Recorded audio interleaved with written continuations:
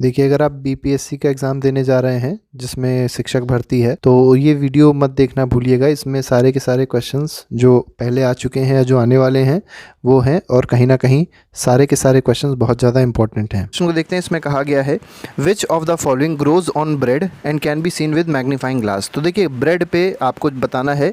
देखिए, जब ब्रेड को बाहर रख दिया जाता है, एयर मॉइस्चर में जब रख दिया जाता है, तो उसके ऊपर एक चीज़ ग्रो होने लग जाती है, कुछ माइक्रो ऑर्गेनिजम्स ग्रो होने लग जाते हैं, और उन माइक्रोनिज्म को मैग्नीफाइंग ग्लास से देखा जा सकता है।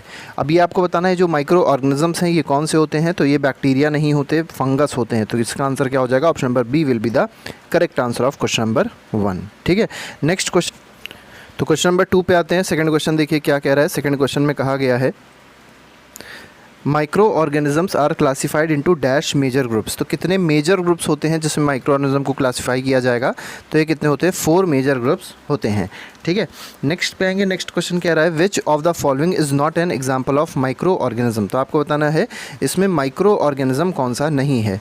तो बैक्टीरिया माइक्रो ऑर्गेनिज्म है, फंजाई भी माइक्रो ऑर्गेनिज्म है, प्रोटोजोआ भी है, और इसके साथ ही साथ आप देखेंगे तो एल्गे भी माइक्रो ऑर्गेनिज्म होता है। तो यही 4 ग्रुप होते हैं। यहाँ पर जो पैरासाइट है ये माइक्रो ऑर्गेनिज्म नहीं होगा। तो D option is correct. Next question पे आएंगे। क्वेश्चन नंबर 4 देखेंगे। 4th क्वेश्चन में देखिए क्या कहा गया।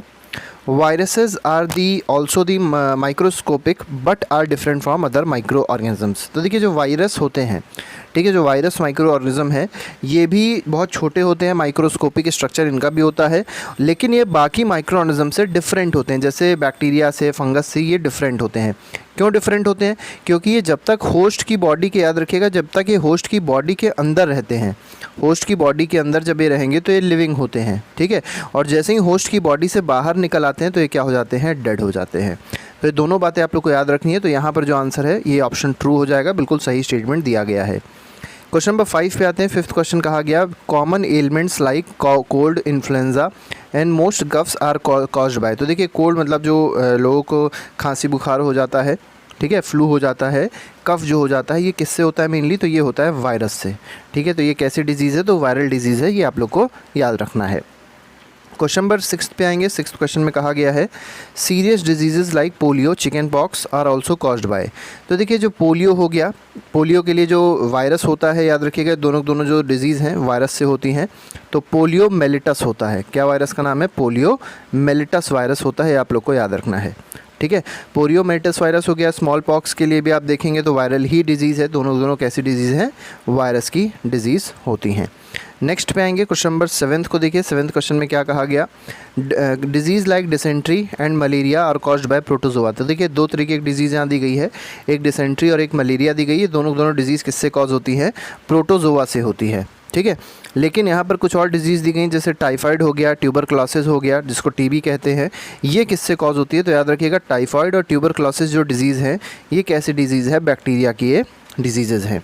ठीक है, और टाइफाइड के लिए अगर आपसे बैक्टीरिया पूछा जाए तो क्या होता है? माइकोबैक्टीरियम होता है। याद रखिएगा, इस बैक्टीरिया का नाम माइकोबैक्टीरियम होता है, माइकोबैक्टीरियम ट्यूबरक्लोसिस। ठीक है, और इसका जो टाइफाइड का जो बैक्टीरिया होता है उसका नाम है सैल्मोनेला टाइफे। ठीक है, सैल्मोनेला टाइफे होता है। ठीक है, तो कुछ बैक्टीरियाज, कुछ वायरस आप लोग को याद रखने हैं, तो ये याद रखिएगा। तो ये दोनों ये जो टाइफाइड और जो टीबी है ये किससे होती हैं? तो ये बैक्टीरियल डिजीज़ हैं। क्वेश्चन नंबर 8 पे आएंगे। 8th क्वेश्चन में कहा गया है क्लैमिडोमोनास और स्पाइरोगाइरा ये किसके एग्जांपल्स हैं?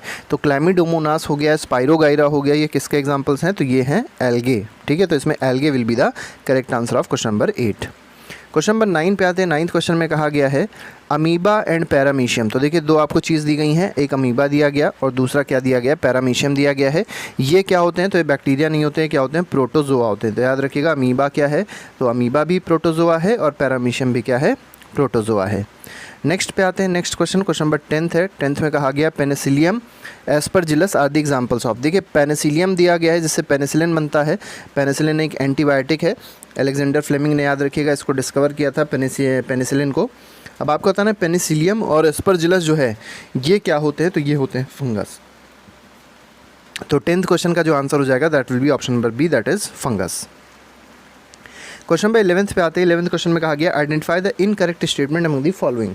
आपको गलत स्टेटमेंट बताना है इसमें से कौन सा होगा। तो पहला स्टेटमेंट दिया गया micro organism may be multicelled like bacteria and some algae and protozoa. तो यहाँ पर बोला गया है कि जो माइक्रो ऑर्गेनिज्म है वो मल्टी सेलर होंगे, जैसे बैक्टीरिया हो गया, एल्गे हो गया, प्रोटोजोआ हो गया। तो ये स्टेटमेंट आपका गलत है, क्योंकि बैक्टीरिया, एल्गे और प्रोटोजोआ ये सब कैसे सेल्स हैं, तो ये हैं यूनिसेलर सेल्स, ठीक है। लेकिन यहाँ पर देखेंगे आप कहा गया है कि ये यूनिसेलर कौन कौन से होते हैं, तो एल्गे और फंजाई दिया है। लेकिन जबकि ये जो एल्गे और फंजाई होते हैं ये कैसे होते हैं, तो ये होते हैं मल्टी सेलर सेल्स, ठीक है, ये मल्टी सेलर होते हैं। तो उल्टा दे दिया गया, तो ये जो ऑप्शन है आपका गलत है, ठीक है। तो इसमें ए स्टेटमेंट सही हो जाएगा। सेकंड में क्या कहा गया, they live in all types of environment ranging from ice cold climate to hot springs and deserts to marshy lands. तो देखिए जो माइक्रो ऑर्गेनिज्म होते हैं वो किसी भी इन्वायरमेंट में रह सकते हैं, चाहे कितना भी ठंडा हो, चाहे कितना भी गर्म हो, चाहे मॉइस्चर हो या बिल्कुल सूखा पड़ा हो, हर जगह ये माइक्रोनिज्म रह सकते हैं, ठीक है। They are also found inside the bodies of animals including the humans. तो जो माइक्रोनिज्म है वो हमारी बॉडी में पाए जाते हैं, ये भी याद रखिएगा, और सारे एनिमल जो है उनकी बॉडी में भी पाए जाते हैं। डी ऑप्शन में कहा गया some micro organism grow on other organism while others exist freely. तो देखिए कुछ माइक्रो ऑर्गेनिज्म ऐसे होते हैं जो दूसरे माइक्रोनिज्म पे ग्रो करते हैं, और लेकिन कुछ ऐसे होते हैं जो फ्रीली एग्जिस्ट करते हैं। तो यहाँ पर अगर देखेंगे जो डी ऑप्शन ए भी सही है, तो इसमें कौन सा ऑप्शन सही हो जाएगा, तो ए ऑप्शन जो है इसी में गलती है, क्योंकि यहाँ पर मल्टी नहीं यूनी होना चाहिए, और जहाँ यूनी दिया है वहाँ मल्टी होना चाहिए, यही इस स्टेटमेंट में गलती है, बाकी सारे स्टेटमेंट सही हैं। तो इसमें ए ऑप्शन सही हो जाएगा। क्वेश्चन नंबर 12 पे आते हैं। 12th में कहा गया lactobacillus promotes the formation of curd which is an example of. तो देखिए लैक्टोबैसिलस नाम से पता चल रहा है, जहाँ पर भी लैक्टो वर्ड मिल जाए, लैक्टो का मतलब होता है रिलेटेड टू मिल्क, ठीक है। तो किससे रिलेटेड है, मिल्क से रिलेटेड है। बैसिलस क्या होता है, तो बैसिलस होता है बैक्टीरिया, तो ये मिल्क का बैक्टीरिया है, और ये क्या करता है, कर्ड मतलब दही जमाने में मदद करता है, ठीक है। तो मिल्क को अगर पूछा जाए कर्ड में कौन सा बैक्टीरिया कन्वर्ट करता है, तो वो है लैक्टोबैसिलस। नेक्स्ट पे आएंगे क्वेश्चन नंबर 13 में कहा गया true and false based question है। Bacteria and yeast are helpful for fermentation of rice idlis and dosa batter.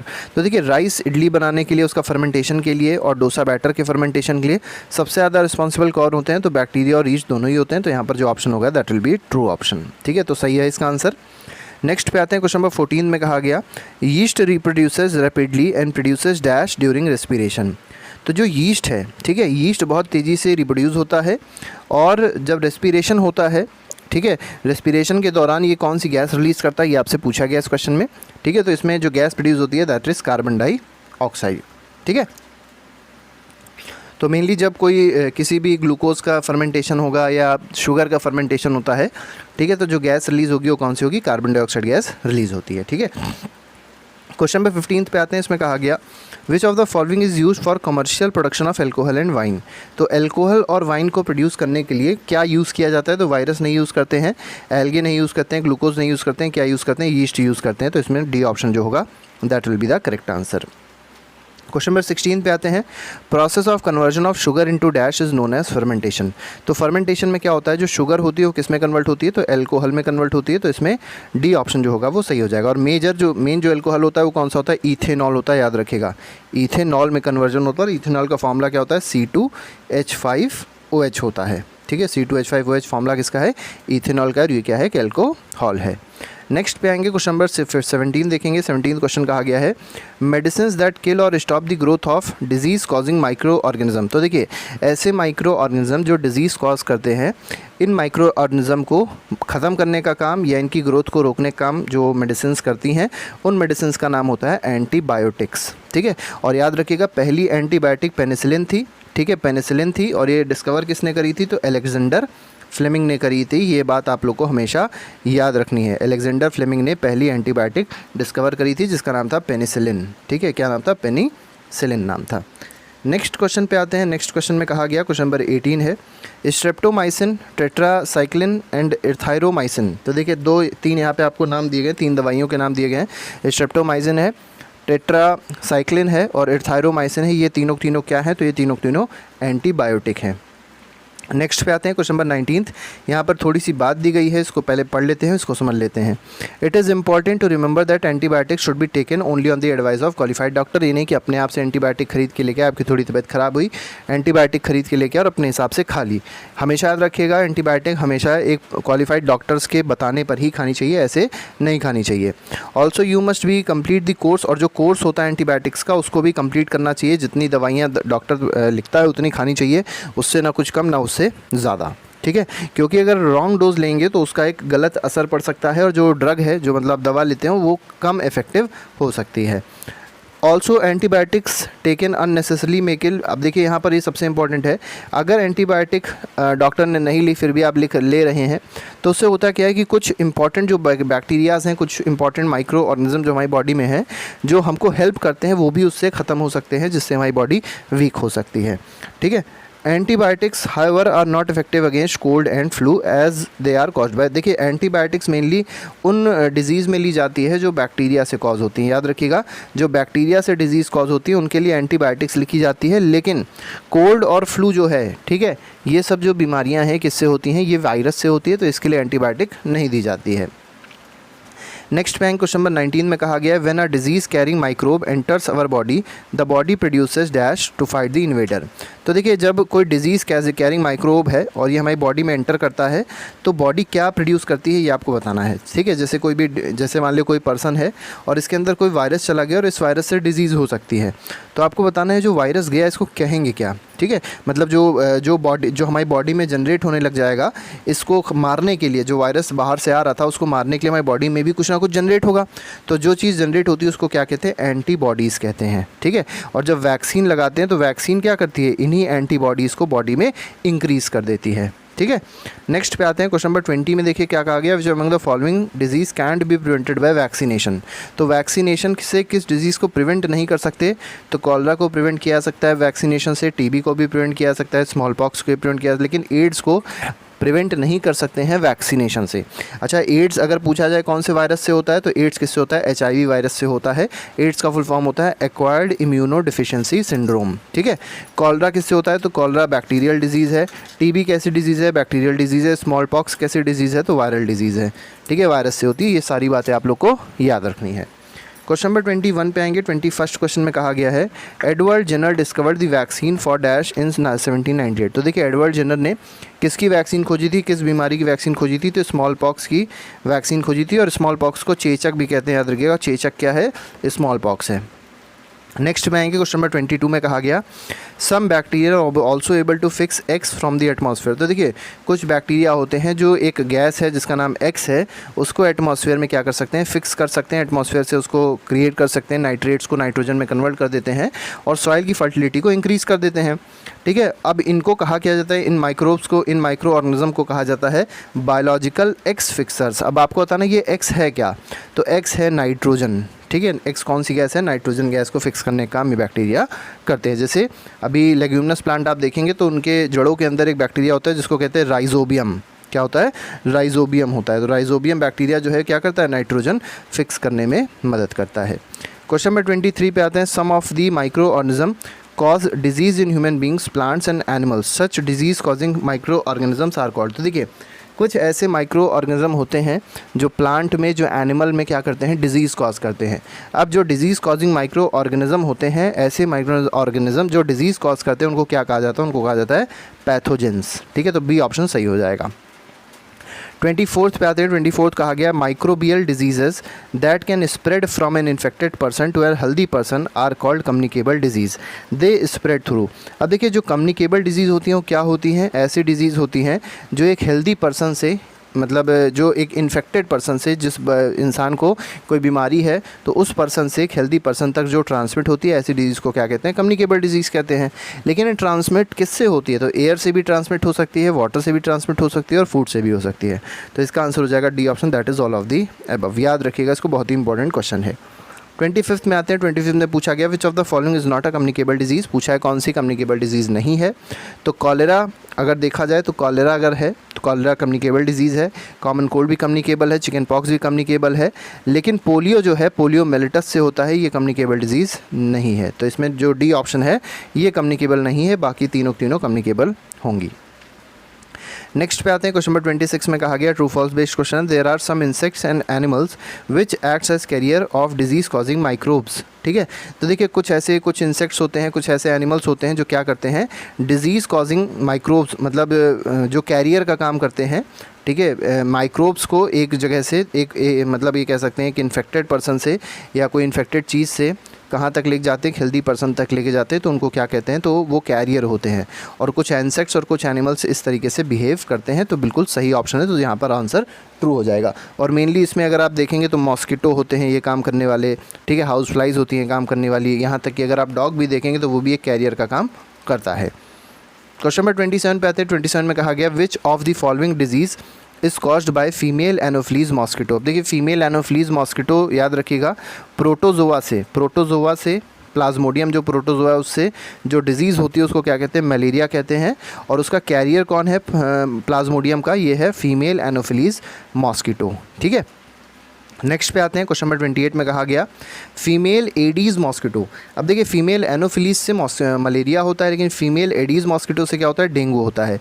तो ये डेंगू वायरस को कैरी करता है। याद रखिएगा जो अभी हम लोग ने मलेरिया देखा था, तो मलेरिया किससे होता था, प्रोटोजोआ, तो प्रोटोजोअन डिजीज़ है। ठीक है, प्रोटोजोअन डिजीज़ है। लेकिन अगर डेंगू देखा जाएगा तो डेंगू कैसी डिजीज़ है, तो वायरल डिजीज़ है या वायरस से होती है। ठीक है, नेक्स्ट पैंग क्वेश्चन नंबर 28 में कहा गया रॉबर्ट कोच। अब देखिए बहुत इंपॉर्टेंट नाम है रॉबर्ट कोच। 1876 में इन्होंने एक बैक्टीरियम डिस्कवर किया था जिसका नाम था बैसिलस एंथ्रासिस। अब ये बताना है बैसिलस एंथ्रासिस जो है ये कौन सी डिजीज़ कॉज करता है, इसके बारे में आपको बताना है। तो बैसिलस एंथ्रासिस जो है एंथ्रैक्स डिजीज़ कॉज करता है और इसकी वैक्सीन भी किसने बनाई थी, रॉबर्ट कोच ने ही बनाई थी। Next question bank question number 30 देखें। क्वेश्चन नंबर 30 में कहा गया है foot and mouth disease of kettles. तो देखिए जो कैटल्स होती हैं मेनली गाय भैंस जो होती हैं उनको एक डिजीज़ आती है जिसको कहते हैं खुर पका मुँह पका। खुर मतलब होता है पैर और मुँह मतलब माउथ, तो ये पक जाता है। ठीक है, तो ये जो डिजीज़ है फुट एंड माउथ डिजीज़ ये किससे होती है, बहुत खतरनाक बहुत ही गंदी डिजीज़ है और मेनली कॉमनली होती रहती है गाय भैंस में। तो ये किससे होती है, तो ये होती है वायरस से। तो वायरल डिजीज़ होती हैं, याद रखिएगा। क्वेश्चन नंबर 31 पे आते हैं। 31 में देखिए दो स्टेटमेंट दिए गए हैं, आपको बताना है कौन सा स्टेटमेंट सही है। तो पहला स्टेटमेंट दिया गया food poisoning could be due to the consumption of food spoiled by some micro organism. तो देखिए फूड पॉइजनिंग क्यों होती है, क्योंकि फूड को अगर मान लीजिए रख दिया गया, फूड पुराना हो गया, उसको भी फिर भी आप खा रहे हो, बदबू आ रही फिर भी आप खा रहे हो, तो इसका मतलब क्या है, उसके अंदर कुछ माइक्रो ऑर्गेनिज्म डेवलप हो गए हैं और वो क्या कर रहे हैं, फूड को ख़राब कर रहा है। तो बिल्कुल स्टेटमेंट 1 सही है। स्टेटमेंट 2 में कहा गया micro organism that grow on our food sometimes produces toxic substances. तो देखिए कुछ ऐसे माइक्रो ऑर्गेनिज्म होते हैं जो फूड पे जब डेवलप होते हैं तो वो टॉक्सिक सब्सटेंस है, मतलब ऐसे खतरनाक सब्सटेंस को क्या करते हैं, रिलीज़ करते हैं। तो दोनों ऑप्शन जो हैं बिल्कुल सही दिए गए हैं। तो इसमें सी ऑप्शन सही होगा, that both statement 1 and 2 are correct. Question number 32 में आते हैं। 32 में कहा गया bread left unused under moist condition is attacked by. तो देखिए अगर ब्रेड है और ब्रेड को खुला छोड़ दिया है और कैसे कंडीशन में, मॉइस्ट मतलब ये कह सकते हैं ऐसे एटमॉस्फेयर में जहाँ पर थोड़ा बहुत वाटर वेपर प्रेजेंट है, ऐसे एटमॉस्फेयर में अगर मान लीजिए छोड़ दिया है तो क्या चीज़ उस पर अटैक कर जाती है, तो फंगस उस पर अटैक कर जाते हैं। और आपने देखा होगा वाइट कलर का या ग्रीन कलर के उस पर पैचेस आ जाते हैं। 33 में आते हैं। 33 में कहा गया salts and edible oils are common chemical generally use to check the growth of microorganism so they are called preservatives. तो देखिए बहुत ज़्यादा जगहों पे सॉल्ट और एडिबल ऑयल्स को यूज़ किया जाता है।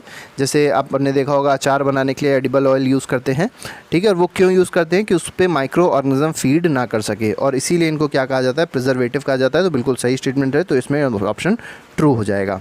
क्वेश्चन नंबर 34 पे आते हैं। 34 में सोडियम बेंजोएट दिया गया है, सोडियम मेटाबाइसल्फाइड दिया गया है, ये किसके एग्जांपल्स हैं, तो ये भी प्रिजर्वेटिव्स होते हैं, याद रखिएगा। तो इसमें सी ऑप्शन सही है, ठीक है। तो दो केमिकल याद रखने, मान लीजिए आपसे प्रिजर्वेटिव के एग्जांपल्स पूछे जाएँ तो सोडियम बेंजोएट बताएंगे आप और सोडियम मेटाबाइसल्फाइड बताएंगे। क्वेश्चन नंबर 35 पे आते हैं। 35 में कहा गया सॉल्ट और acid preservatives to pickles to prevent, मतलब ये ऐड किया जाते हैं सॉल्ट जैसे नमक हो गया, एसिड हो गया, ये क्या करते हैं, ये क्या होते हैं, ये प्रिजर्वेटिव की तरह काम करते हैं और इनको अचार में यूज़ किया जाता है, अचार बनाने में यूज़ किया जाता है जिससे माइक्रो ऑर्गेनिज्म इन पर फीड ना कर सके। तो ये स्टेटमेंट बिल्कुल सही है, तो इसमें ट्रू ऑप्शन सही होगा। क्वेश्चन नंबर 36 पे आते हैं। 36 में कहा गया है identify the correct statement among the following. तो आपको इसमें करेक्ट स्टेटमेंट बताना है कौन सा होगा। तो पहला दिया गया common salt has been used to preserve meat and fish for ages. तो देखिए जो मीट होती है, मतलब जो मांस मछली होती है, उनको प्रिवेंट करने के लिए क्या यूज़ होता है? कॉमन सॉल्ट, मतलब बेसिक नमक यूज़ होता है। फॉर्मूला याद रखिएगा, NaCl फॉर्मूला होता है, सोडियम क्लोराइड इसका फॉर्मूला होता है। तो पहला स्टेटमेंट बिल्कुल सही है। सेकंड में कहा गया meat and fish are covered with dry salt to check the growth of bacteria, तो इसको ड्राई सॉल्ट से भी कवर किया जाता है मीट और फिश को, जिससे बैक्टीरिया इस पर ग्रो ना कर सके, तो दोनों सही हो गए। तीसरे में कहा गया salting is also use to preserve amla, raw mangoes and tamarind etcetera. तो देखिए नमक को हम लोग यूज़ करते हैं कहाँ पर? जब हम लोग को आंवले को प्रिजर्व करना होता है, कच्चे आम को प्रिजर्व करना होता है, और टैमरिंड मतलब इमली को जब प्रिजर्व करना होता है। तो यहाँ पर A, B, C तीनों ही ऑप्शन सही दिए गए हैं, तो इससे यहाँ पर जो D ऑप्शन है वो सही हो जाएगा। That is all of the above is the correct answer. 37 पे आते हैं। 37 में असर्शन और रीजनिंग बेस्ड क्वेश्चन दिया गया है। असर्शन में देखिए क्या कहा गया, jams, jellies and squashes are preserve by sugar. तो देखिए जैम हो गया, जेली हो गए, स्क्वैश हो गए, तो इन सबको प्रिजर्व करने के लिए क्या यूज़ किया जाता है? तो चीनी को यूज़ किया जाता है। और क्यों यूज़ करते हैं? क्योंकि चीनी क्या करती है, मॉइस्चर कंटेंट जो होता है उसको रिड्यूस कर देती है, जिससे बैक्टीरिया का ग्रोथ जो होता है वो स्लो हो जाता है, जिससे फूड बचा रहता है। तो ये बिल्कुल सही है। असर्शन भी बिल्कुल सही दिया गया है, रीज़न भी इसका बिल्कुल सही दिया गया है। तो असर्शन भी सही है, रीज़न भी सही है और एक्सप्लेनेशन भी सही है। तो इसमें ए ऑप्शन जो होगा that will be the correct answer. ठीक है, नेक्स्ट क्वेश्चन पे आते हैं। क्वेश्चन नंबर 38 है। इसमें देखिए क्या कहा गया, low temperature dash the growth of microbes. तो देखिए जो माइक्रो ऑर्गेनिज्म होते हैं, याद रखिएगा हाई टेम्परेचर पे वो ज़्यादा एक्टिव हो जाते हैं, और लो टेम्परेचर पे उनकी ग्रोथ क्या होती है, धीमी हो जाती है, स्लो हो जाती है। तो यहाँ पर रिड्यूसेस आंसर हो जाएगा। ठीक है, नेक्स्ट पे आते हैं। क्वेश्चन नंबर 39 में कहा गया है, स्टेटमेंट 1 में कहा गया pasteurise milk can be consumed without boiling as it is free from harmful microbes. तो देखिए जो पास्चराइज्ड मिल्क होता है, ठीक है, उसको हम लोग बिना गर्म किए उसको यूज़ कर सकते हैं, उसको कंज्यूम कर सकते हैं, क्योंकि उसमें कोई भी माइक्रो ऑर्गेनिज्म नहीं होते हैं। बिल्कुल सही स्टेटमेंट है। स्टेटमेंट 2 में कहा गया the milk is heated to about 70 degree celsius for 15 to 30 seconds and then suddenly chilled and stored. तो देखिए जो पास्चराइज मिल्क होता है उसको क्या किया जाता है, पहले उसको गर्म किया जाता है, 70 डिग्री सेल्सियस तक उसको पहले गर्म करते हैं, और कितने सेकंड के लिए, 15 से 30 सेकंड के लिए उसको गर्म किया जाता है, और फिर उसको सडनली क्या कर दिया जाता है, कूल कर दिया जाता है, और फिर उसको क्या कर लेते हैं, स्टोर कर देते हैं। तो दिस प्रोसेस कॉल्ड पास्चराइजेशन। तो इसमें स्टेटमेंट 1 और स्टेटमेंट 2 में दोनों में बातें बिल्कुल सही कही गई हैं। ठीक है, लेकिन यहाँ पर अगर आप देखेंगे तो यहाँ पर जो असर्शन था, जो स्टेटमेंट 1 था, ये हालांकि असर्शन रीज़न का क्वेश्चन है, ये स्टेटमेंट 2 दिए गए हैं, तो स्टेटमेंट 1 भी सही है और स्टेटमेंट 2 भी इसमें सही है। ये ऑप्शंस थोड़े से गलत हो गए हैं इसके। इसमें आंसर जो आएगा वो क्या आ जाएगा, आंसर आ जाएगा statement 1 and statement 2 both are correct. Next पे क्वेश्चन नंबर 40 में देखिए कहा गया पास्चराइजेशन वॉज डिस्कवर्ड बाय। तो पास्चराइजेशन को किसने डिस्कवर किया, नाम से आप देख सकते हैं, पास्चर इन्हीं के नाम से आया है, तो लुईस पास्चर ने पास्चराइजेशन को डिस्कवर किया था। नेक्स्ट पे आते हैं, राइजोबियम के बारे में बात करिए। Rhizobium bacteria is involve in the fixation of dash in leguminous plant. तो अभी हम लोग ने देखा था जितने भी लेग्यूमिनस प्लांट होते हैं, जैसे दालें हो गई, ठीक है, तो इनमें इनके जड़ों में एक बैक्टीरिया होता है, राइजोबियम बैक्टीरिया होता है, और ये क्या करता है, नाइट्रोजन को फिक्स करने में मदद करता है। तो इसमें बी ऑप्शन सही हो जाएगा। नेक्स्ट पे आते हैं 42nd क्वेश्चन कह रहा है sometimes nitrogen get fix to the action of dash. तो देखिए कभी कभी क्या होता है, नाइट्रोजन का फिक्सेशन हो जाता है, और किससे हो जाता है, अर्थक्वेक गलत है, फ्लड्स भी गलत है, लैंडस्लाइड्स भी गलत है, लाइटनिंग से हो जाता है। ठीक है, लाइटनिंग क्या करता है कि जो नाइट्रोजन के मॉलिक्यूल्स होते हैं उसको कन्वर्ट कर देता है नाइट्रेट्स में। ठीक है, नाइट्रेट्स में, या ये कह सकते हैं नाइट्रोजन के एटम्स में कन्वर्ट करता है, आयंस में कन्वर्ट करता है, और ऑक्साइड के आयंस जो होते हैं इससे डिज़ोल्व हो जाते हैं दोनों, मतलब जब दोनों मिलते हैं तो नाइट्रेट्स बना देते हैं, NO3 बना देते हैं, नाइट्रेट बनाते हैं, और ये नाइट्रेट जाके सॉइल में डिज़ोल्व हो जाता है। नेक्स्ट पे आते हैं 43 में कहा गया our atmosphere has dash % nitrogen gas. तो हमारे एटमॉस्फेयर में नाइट्रोजन गैस कितनी है, तो 78% नाइट्रोजन है, और 21% क्या है, ऑक्सीजन गैस है, याद रखिएगा ये भी। ठीक है, नेक्स्ट पे आएंगे 44th में कहा गया है which of the following is one of the essential constituent of all living organism as a part of protein, chlorophyll, nucleic acid and vitamin. तो देखिए जो न्यूक्लिक एसिड हो गया, प्रोटीन हो गया, क्लोरोफिल हो गया, ठीक है, विटामिन हो गया, इसमें कौन सा कॉन्स्टिट्यूएंट प्रेजेंट होता है, तो इन सब में प्रेजेंट होता है नाइट्रोजन। तो इसमें बी ऑप्शन सही हो जाएगा। क्वेश्चन 45 पे देखेंगे, 45th क्वेश्चन कह रहा है certain bacteria and blue green algae present in the soil fix nitrogen from the atmosphere and convert into the compounds of nitrogen. तो देखिए कुछ बैक्टीरिया हो गए, ब्लू ग्रीन एल्गे हो गए, ये क्या करते हैं, नाइट्रोजन को फिक्स करने में मदद करते हैं एटमॉस्फेयर से, और उस नाइट्रोजन को कन्वर्ट कर देते हैं नाइट्रेट्स में, कंपाउंड्स ऑफ नाइट्रोजन में। तो ये ऑप्शन बिल्कुल सही है, तो इसमें ट्रू ऑप्शन सही हो जाएगा। क्वेश्चन नंबर 46 पे आते हैं। 46 क्वेश्चन में कहा गया yeast is used in the production of dash. तो ईस्ट को कहाँ यूज़ करते हैं, तो एल्कोहल की प्रोडक्शन में इसको यूज़ करते हैं। ठीक है, फर्मेंटेशन के लिए मेनली ईस्ट यूज़ किया जाता है। नेक्स्ट पे आते हैं, the process the following is an antibiotic. आपको बताना है इनमें से एंटीबायोटिक कौन है, तो स्ट्रेप्टोमाइसिन जो है ये एक एंटीबायोटिक है, ठीक है। और सोडियम बाइकार्बोनेट याद रखिएगा, इसको क्या कहते हैं, इसको बेकिंग सोडा कहते हैं, ये बहुत इंपॉर्टेंट है जानना आपको, ठीक है। बेकिंग सोडा क्या होता है, सोडियम बाइकार्बोनेट होता है। क्वेश्चन 48 पे आते हैं। 48 में कहा गया है carrier of malaria causing protozoan is, तो मलेरिया जो कॉज करता है ये कैरियर इसका कौन सा होता है, तो फीमेल एनोफिलीज मॉस्किटो होती है, और डेंगू के लिए फीमेल एडिस मॉस्किटो होती है। 49 पे आते हैं। 49 में कहा गया the most common carrier of communicable disease, तो देखिए ज़्यादातर जो कम्युनिकेबल डिजीज़ होती हैं वो कहाँ से फैलती हैं, द हाउस फ्लाई, जिसको मक्खी कहते हैं, घर में आपने मक्खी देखी होगी, वो ज़्यादातर कम्युनिकेबल डिजीज़ को स्प्रेड करने में मदद करती है। नेक्स्ट पे आते हैं। 58 क्वेश्चन में कहा गया द ब्रेड और idli dough rises because of, तो देखिए ब्रेड का डो हो गया, इडली डो हो गया, ये क्यों फूलता है, राइस क्यों करता है, क्योंकि यहाँ पर ईस्ट सेल जो होते हैं ग्रो करते हैं, तो इसमें थर्ड ऑप्शन जो होगा that will be the correct answer. तो ईस्ट की वजह से ऐसा होता है, क्योंकि ईस्ट सेल क्या होते हैं, ग्रो होते हैं इनमें। आखिरी सवाल पे आते हैं, आज का आखिरी सवाल है इस वीडियो का। इसमें कहा गया the process of conversion of sugar into alcohol is called, तो देखिए जो शुगर है उसको अल्कोहल में कन्वर्ट करने के प्रोसेस को क्या कहते हैं, तो शुगर को जब अल्कोहल में कन्वर्ट किया जाता है इस प्रोसेस को कहते हैं फर्मेंटेशन, ठीक है। तो इसमें थर्ड ऑप्शन जो होगा वो सही हो जाएगा। तो ये micro organisms are the microscopic dash organisms that can not be seen with the naked eyes, तो आपको माइक्रो ऑर्गेनिज्म के बारे में बताना है कि माइक्रो ऑर्गेनिज्म कैसे ऑर्गेनिज्म होते हैं, क्या ये मल्टीसेलर होते हैं, क्या ये यूनिसेलर होते हैं, क्या ये ऑटोट्रॉफिक होते हैं, ठीक है। तो माइक्रो ऑर्गेनिजम्स आप सभी लोग को पता होगा, माइक्रो ऑर्गेनिज्म जो होते हैं they are unicellular organisms. Next देखते हैं। नेक्स्ट क्वेश्चन में कहा गया streptomycin, tetracycline and erythromycin are some examples of dash, तो देखिए तीन आपको कुछ नाम दिए गए हैं बहुत इंपॉर्टेंट, स्ट्रेप्टोमाइसिन दिया गया है, टेट्रासाइक्लिन दिया हुआ है और एर्थाइरोमाइसिन दिया हुआ है, ये क्या हैं, ठीक है। First option is bacteria, second option is virus and third option is antibiotics, ठीक है। तो बिल्कुल सही है, दिस इज एंटीबायोटिक्स।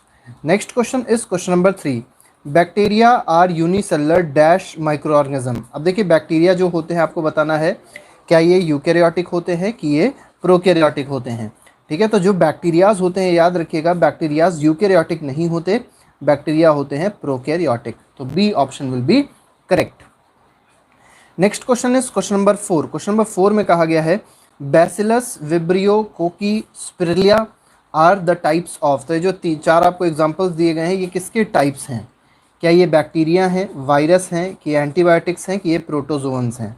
तो ये जो आपको 4 टाइप्स दिए गए हैं they are the types of bacteria, ठीक है। तो फोर्थ क्वेश्चन का आंसर क्या हो जाएगा, fourth question, answer of fourth question will be option number A, that is bacteria. Next question is question number 5, Edward Jenner. अब एडवर्ड जेनर के बारे में सबने पता होगा, इन्होंने स्मॉल पॉक्स की वैक्सीन की डिस्कवरी करी थी, स्मॉल पॉक्स जो डिजीज़ है उसकी वैक्सीन की डिस्कवरी करी थी। आपको बताना है किस ईयर में इन्होंने वैक्सीन को डिस्कवर किया है। तो फिफ्थ क्वेश्चन में अगर आप आंसर देखेंगे तो इसका आंसर क्या है, इसका आंसर है B option, that is 1798। Very good. Next question is question number 6। Question 6 में कहा गया है microbial diseases that can be spread from an infected person to a healthy person. तो देखिए कोई भी ऐसी डिजीज़ है जो एक इन्फेक्टेड पर्सन से हेल्दी पर्सन तक स्प्रेड हो सकती है थ्रू एयर, वाटर, फूड और फिजिकल कॉन्टैक्ट। तो ऐसी डिजीज़ को क्या कहा जाएगा, तो ऐसी डिजीज़ को A option is rare disease कहा जाएगा, B option is infectious and C option is communicable. तो इसका जो आंसर है 6th क्वेश्चन का answer is option number C, that is communicable disease. Very good. Next question is question number 7। Question 7 में कहा गया है Robert Koch in 1876 discovered the dash which cause anthrax disease. तो रॉबर्ट कोच ने किस चीज़ की discovery करी थी जो एंथ्रैक्स डिजीज़ कॉज करती है। तो रॉबर्ट कोच ने क्या किया था, बैक्टीरिया की डिस्कवरी करी थी, ठीक है। एंथ्रासिस नाम का जो बैक्टीरिया है उसकी डिस्कवरी रॉबर्ट कोच ने करी थी। Next question is question number 8। Our atmosphere has 78% dash gas. हमारे एटमॉस्फेयर में 78% गैस कौन सी है ये आपको बताना है। बहुत सिंपल सा आंसर है बेटा इसका भी, ऑक्सीजन जो है वो 21% है, nitrogen is the correct answer, ठीक है। कई बच्चों का आंसर भी आ गया, ठीक है। तो nitrogen is the correct answer of question number 8। Next question, question number 9 देखते हैं। Nitrogen is one of the essential constituents of all living organisms. हमको पता है कि बहुत सारे लिविंग ऑर्गेनिजम्स में, सारे लिविंग ऑर्गेनिज्म में जो नाइट्रोजन है वो बहुत इंपॉर्टेंट कॉन्स्टिट्यूएंट होती है किसी भी लिविंग ऑर्गेनिज्म की। ये किसका किसका पार्ट है, क्या ये प्रोटीन में पार्ट होता है, विटामिन में, न्यूक्लिक एसिड में, या सभी में? ठीक है, तो नाइट्रोजन जो है वो प्रोटीन्स में भी प्रेजेंट होती है, वो विटामिन में भी प्रेजेंट होती है, वो न्यूक्लिक एसिड में भी होगा। इसका मतलब इसका आंसर क्या हो जाएगा, all of the above will be the correct answer of question number 9। Question number 10 देखते हैं। 10th क्वेश्चन में कहा गया है ब्रेड, मोल्ड, पेनिसिलिन, एस्परजिलस, ये जो चार आपको ऑप्शन दिए गए हैं, तीन जो ऑप्शन दिए गए हैं, ब्रेड मोल्ड हो गया, पेनिसिलम हो गया, या एस्परजिलस हो गया, तो ये क्या है, वायरस हैं, बैक्टीरिया हैं, या फंजाई हैं? तो 10th क्वेश्चन में अगर आप देखेंगे तो इसका आंसर क्या हो जाएगा, they are fungi. Very good, ठीक है Priyanshi. Next question is question number 11।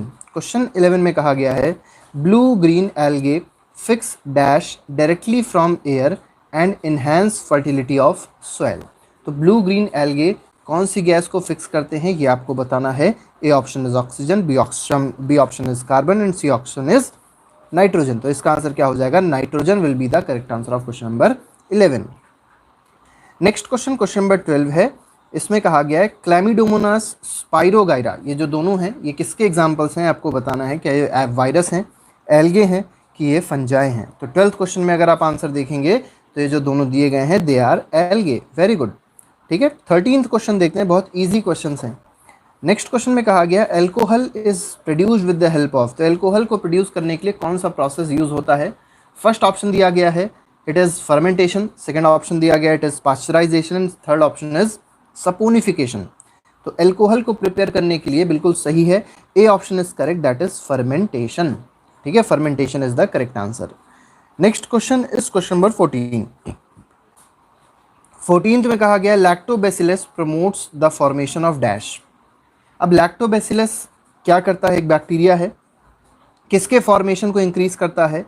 Curd हो गया, बटर हो गया, या चीज़ हो गया? तो इसका आंसर है कर्ड। तो it helps in the formation of curd. Curd मतलब हिंदी में इसको कहते हैं दही। Next is question number 15। Cholera is caused by. Cholera किससे होता है? वायरस से होता है, प्रोटोजोआ से होता है, कि बैक्टीरिया से होता है? तो विब्रियो कॉलरे नाम का बैक्टीरिया है जिससे कॉलरा होता है। तो सी ऑप्शन इसका करेक्ट हो जाएगा, वायरस नहीं होता बेटा। Next question is question number 16। Yeast is used in the production of. तो यीस्ट किसके प्रोडक्शन में यूज किया जाता है, ये आपको बताना है। A option is sugar, B option is alcohol, C option is hydrochloric acid, and D option is oxygen. ठीक है, तो एल्कोहल के प्रोडक्शन में हम लोग यीस्ट का इस्तेमाल करते हैं। B option will be the correct. बेटा शुगर में नहीं करते, शुगर गलत है। शुगर से एल्कोहल बनती है by using yeast. Next is Louis Pasteur discovered fermentation in. आपसे पूछा सकता है फर्मेंटेशन की डिस्कवरी किसने करी, तो आंसर आ जाएगा लुइस पास्चर। लेकिन किस ईयर में करी, इसका आंसर क्या हो जाएगा? तो इसका आंसर हो जाएगा 1857। ठीक है, आपने देखा होगा रिवॉल्ट ऑफ 1857 हुआ था, तो तभी लुइस पास्चर ने डिस्कवरी भी करी थी फर्मेंटेशन की। क्वेश्चन नंबर 18 देखते हैं। 18th में कहा गया है which of the following is an antibiotic. आपको बताना है इनमें से जो चार ऑप्शन है उनमें से कौन एंटीबायोटिक है। A option is sodium bicarbonate, B option is streptomycin. देखिए बहुत सिंपल सा है, भी हमने देखा था पिछले क्वेश्चन में। Streptomycin is the correct answer. Next question, question number 19 देखते हैं। Carrier of malaria causing protozoan is. तो मलेरिया कॉजिंग प्रोटोजोवन जो होता है उसका कैरियर कौन है? तो ए ऑप्शन दिया गया है female anopheles mosquito, B option दिया गया है cockroach, C option is house flies, and D option is butterfly. बहुत सिंपल सा क्वेश्चन है, कई बच्चों का आंसर भी सही आ रहा है, सब बिल्कुल सही है। तो A option is correct, that is female anopheles mosquito. तो मलेरिया कॉजिंग प्रोटोजोन को जो कैरियर होता है वो कौन होता है? फीमेल एनोफिलीज मॉस्किटो होता है। Next question is question number 20। The most common carrier of communicable disease is. तो देखिए जो भी कम्युनिकेबल डिजीज स्प्रेड होती है उसका सबसे कॉमन कैरियर कौन है, ये आपको बताना है। ठीक है, A option is ant, B option is house fly, C option is dragon fly, and D option is spider. ठीक है, तो house fly is the correct answer. Very good, ठीक है, मक्खी जो होती है। Next question is question number 21। The bread और idli dough rises because of. तो ब्रेड हो गया या इडली डो हो गया, ये किसकी वजह से राइज होती है? A option is heat, B option is grinding, C option दिया गया growth of yeast cell, and D option is kneading. ठीक है बेटा, डेंगू वाला भी क्वेश्चन अभी आगे आएगा, चिंता ना करें। तो इसका जो आंसर है वो ऑप्शन है 3, that is growth of yeast cell. Growth of yeast cell is the correct answer. Next question is question number 22। The process of conversion of sugar into alcohol. तो देखिए शुगर का कन्वर्जन अल्कोहल में होता है, भी हमने आपको बताया था। इस प्रोसेस को क्या कहते हैं? तो first option is it is nitrogen fixation, second option is it is moulding, third option is fermentation and fourth option is infection. तो बेटा इसका बहुत सिंपल है, इसका आंसर क्या हो जाएगा? इसका आंसर है third option, that is fermentation. सबको पता भी है, very good. Question number 23, fungi are dash organism. तो फंजाई कैसे ऑर्गेनिज्म है? ऑटोट्रॉफिक हैं कि हेट्रोट्रॉफिक हैं कि सेप्रोफिटिक हैं? ठीक है, तो saprophytic is the correct answer, क्योंकि फंजाई जो होते हैं वो डेड एंड डीकेइंग प्लांट्स और एनिमल्स पे क्या करते हैं? फीड करते हैं। ठीक है, तो जो भी ऑर्गेनिज्म डेड और डीकेइंग प्लांट्स एनिमल्स पे फीड करते हैं they are called saprophytic organisms.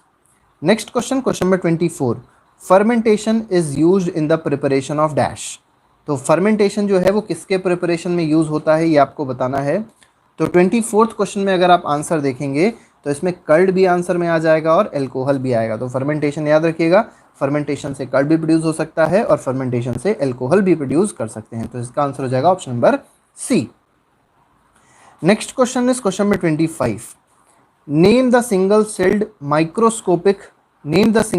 Microscopic animals which include flagellates, ciliates, sporozoans and many other forms. तो आपको ये बताना है कि इसका आंसर क्या होगा 25th का।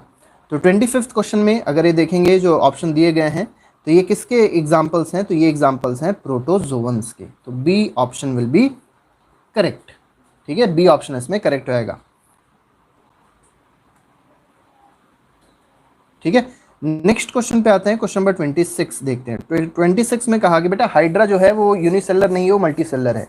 ठीक है, नेक्स्ट क्वेश्चन, क्वेश्चन नंबर 26 देखते हैं। Amoeba, paramecium, euglena, plasmodium, they are the examples of what. तो ये किसके एग्जांपल्स होते हैं? बहुत सिंपल है, तो ये होते हैं प्रोटोजोआ, बिल्कुल बेसिक सी चीज़ है।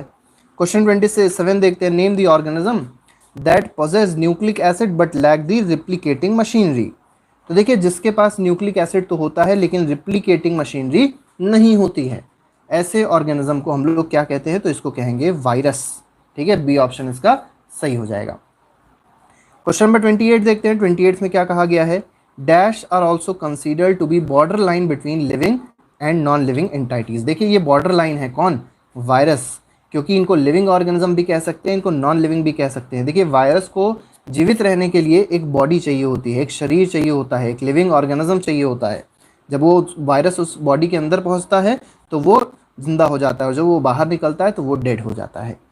Next question is question number 29, a dash is a biological preparation that provides active acquired immunity to a disease. देखिए अभी आप लोग देख रहे होंगे कोविड के लिए बहुत इंपॉर्टेंट चीज़ लगाई जा रही है जिसको कहते हैं वैक्सीन। और वैक्सीन क्या प्रोवाइड करती है? किसी भी डिजीज़ के लिए इम्यूनिटी प्रोवाइड करती है। ठीक है बेटा, वायरस नहीं होगा, इसका आंसर हो जाएगा वैक्सीन। ठीक है, क्वेश्चन नंबर 29 के बाद 30 देखते हैं।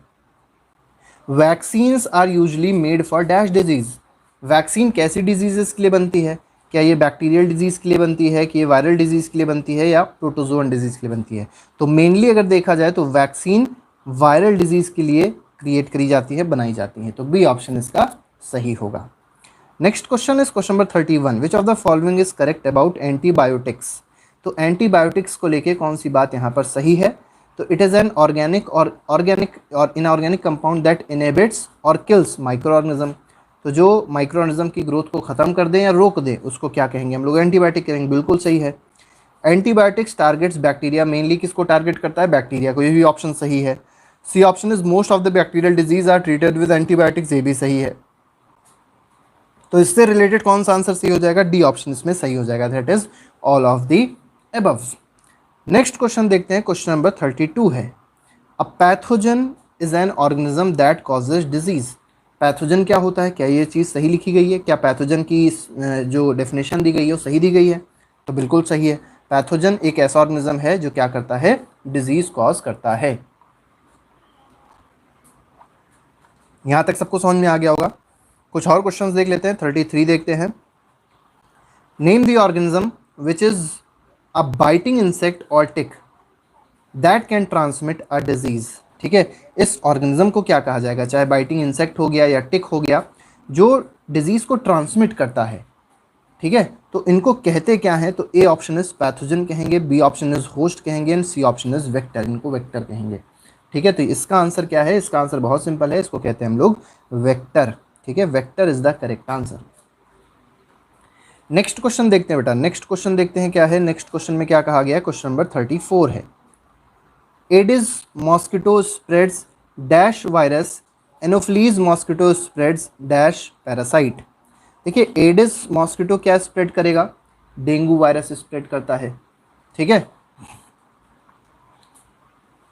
फोर्थ क्वेश्चन में अगर देखेंगे आप, तो एडिस मॉस्किटो क्या स्प्रेड करता है? एडिस मॉस्किटो से डेंगू स्प्रेड होता है, और अगर एनोफिलीज मॉस्किटो से देखा जाए तो मलेरिया स्प्रेड होता है। ठीक है, तो ये ऑप्शन इसमें हो जाएगा। नेक्स्ट क्वेश्चन देख लेते हैं। नेक्स्ट क्वेश्चन क्या है? क्वेश्चन नंबर 35 है, एयरबॉर्न डिजीज के बारे में कुछ बताया गया, वाटरबॉर्न डिजीज बताई गई, इसको आप पढ़ लीजिएगा। क्वेश्चन 35 देखते हैं। 35 में कहा गया है, which of the following reproduces only inside a host cell. तो इनसाइड अ होस्ट सेल कौन रिप्रोड्यूस होता है, ये आपको बताना है। तो A option is bacteria, B option is virus. तो वायरस इसका सही आंसर होगा। Next is question number 36। 36 देखते हैं, a disease in human beings caused by virus is.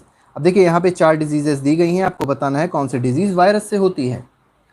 तो इसमें फर्स्ट ऑप्शन है typhoid, second option is influenza, third option is dysentery and fourth option is cholera. तो virus से कौन सी disease होगी? Virus से जो डिजीज होती है उसको कहते हैं इन्फ्लुएंजा। बिल्कुल सही है।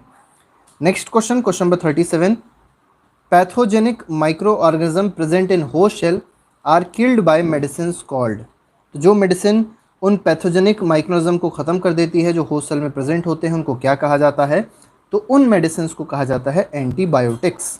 ठीक है, antibiotics is the correct answer. Next question देखते हैं इसके बाद। नेक्स्ट क्वेश्चन देखते हैं क्या है। Next question is question number 38, the two micro organism which live in symbiotic association in lichens are. तो लाइकेंस में जो 2 माइक्रोनिज्म साथ में रहते हैं उनको क्या कहा जाता है, ये आपको बताना है। ठीक है, तो इस क्वेश्चन का जो आंसर होगा वो क्या हो जाएगा? वो हो जाएगा एल्गे एंड फंगस। ठीक है, तो इसका आंसर डी सही होगा। तो D is the correct answer of question number 38। ठीक है, नेक्स्ट क्वेश्चन देखते हैं। क्वेश्चन नंबर 39 देखते हैं। 39 क्वेश्चन में कहा गया है, the gas released during the preparation of bread. तो ब्रेड के प्रिपरेशन के दौरान जो गैस रिलीज होती है उसका नाम बताना है, क्या होता है। ठीक है, बहुत सिंपल है बेटा, उसका नाम क्या होता है? उसका नाम होता है कार्बन डाइऑक्साइड। बिल्कुल सिंपल सी चीज़ है।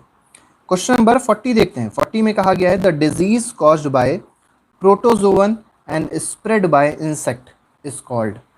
तो देखिए, जो डिजीज़ किससे हो? प्रोटोजोवन से हो, और स्प्रेड कौन करे? इंसेक्ट स्प्रेड करे। तो ऐसी डिजीज़ को हम लोग क्या कहेंगे, ये आपको बताना है। A option is dengue, B option is malaria, C option is polio and D option is measles. 40th question में अगर आप देखेंगे तो इसका आंसर क्या है? Malaria is the correct answer. अभी हम लोग ने इसको देखा भी था। Next is question 41, which of the following is a bacterial disease. आपको बताने में कौन सी बैक्टीरियल डिजीज है? इन्फ्लुएंजा वायरल है, एड्स वायरल है, मलेरिया प्रोटोजोवन है, ट्यूबरक्लोसिस जो है ये बैक्टीरियल डिजीज़ है। ठीक है, ये बैक्टीरियल डिजीज़ है, और इसका जो बैक्टीरिया होता है जो कॉज करता है उसका नाम है माइकोबैक्टीरियम। ये भी याद रखिएगा। ठीक है बेटा कौशिक, सही आंसर आ रहे हैं तुम्हारे साथ। विच of the following is a viral disease. बताना इनमें से वायरल डिजीज़ कौन सी है? मीजल्स, चिकन पॉक्स, पोलियो, ये तीनों के तीनों ही क्या हैं? वायरल डिजीज़ हैं। तो इसका आंसर क्या हो जाएगा? ऑल ऑफ दी अबव हो जाएगा। Next question, question number 43, sleeping sickness is caused by. तो स्लीपिंग सिकनेस किससे होता है? ये अगेन बहुत सिंपल चीज़ है, बहुत सिंपल सा क्वेश्चन है। First option virus, second option is bacteria, third option is protozoa. तो protozoa is the correct answer. 43 question का याद रखिएगा, प्रोटोजोआ आप टिक लगाएंगे। प्रोटोजोआ से स्लीपिंग सिकनेस होता है, और उसका प्रोटोजोआ का नाम क्या है? Trypanosoma. Next is citrus canker is a disease of plants caused by. तो साइट्रस कैंकर जो है वो डिजीज होती है प्लांट्स की, किससे होती है आपको बताना है। तो 44th क्वेश्चन है, बैक्टीरिया से होती है। तो बैक्टीरियल डिजीज है, भी आप याद रखेंगे। नेक्स्ट 45 देखते हैं, sodium metabisulphite and sodium benzoate ये क्या हैं? तो ये केमिकल प्रिजर्वेटिव्स हैं। ठीक है, तो इसका बी ऑप्शन सही हो जाएगा बेटा। ये सब क्वेश्चंस आप लोग के एग्जाम में जरूर पूछे जाएंगे, इसलिए ध्यान से आप इसको समझ लें, अलग तरीके से पूछे आ सकते हैं। ठीक है, next is question number 46, sugar is used for the preservation of jams. अब देखिए, यहाँ पे हमने एक चीज़ भूल गए, यहाँ पे डैश होना चाहिए। What is used for the preservation of jams, jellies and squashes. तो हो जाएगा शुगर सही आंसर। 47 देख लेते हैं, the growth of microorganism is restricted by the use of sugar as it. अब आपको बताना है क्या ये मॉइस्चर इंक्रीज करता है, मॉइस्चर के कंटेंट को इंक्रीज करेगा शुगर? नहीं, मॉइस्चर के कंटेंट को ये क्या करता है, डिक्रीज करता है। तो यहाँ इंक्रीज नहीं होना चाहिए, यहाँ क्या होना चाहिए, डिक्रीज होना चाहिए। इसलिए ये जो स्टेटमेंट है क्या है, फॉल्स है। बी ऑप्शन इसका सही हो जाएगा। Next is question number 48, name the process of super heating and cooling the beverages to kill the pathogenic microbes. तो देखिए हमको पता है, अक्सर सभी लोग करते होंगे, दूध जब भी घर में आता है तो उसको पहले सुपर हीट किया जाता है और फिर उसको कूल किया जाता है। इस प्रोसेस को क्या कहते हैं? This process is called pasteurization. Louis Pasteur ने इसको डिस्कवर किया था। Next question is question 49, dry fruits and many vegetables are preserved in airtight air sealed containers. तो ये तो आपको पता ही होगा, जो ड्राई फ्रूट्स होते हैं उनको एयर टाइट कंटेनर्स में, या जो वेजिटेबल्स होते हैं कई सारे, उनको भी एयर टाइट कंटेनर्स में ही सील रखते हैं, ठीक है, जिससे वो ख़राब ना हो। तो इसका आंसर हो जाएगा ट्रू। लास्ट क्वेश्चन देख लेते हैं, which of the following is incorrect. तो यहाँ पर का फूड पॉइजनिंग की बात थोड़ी सी करी गई है। When food contaminated with pathogens or toxins are consumed it is causes food poisoning, बिल्कुल सही है। नेक्स्ट कहा गया the most common symptom is pain in the stomach, ये भी सही है।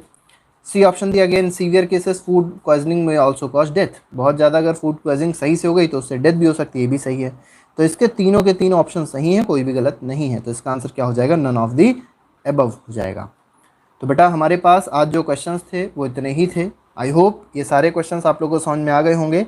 अगर आपने इतने क्वेश्चंस कर लिए तो आपका ये वाला चैप्टर पूरा कंप्लीट सही से तैयार हो जाएगा। बाकी जो हमारा पार्ट 1 वाला वीडियो है उसको ज़रूर देख लीजिएगा, वो भी, उसमें भी 20 या 25 क्वेश्चंस बहुत अच्छे दिए गए हैं।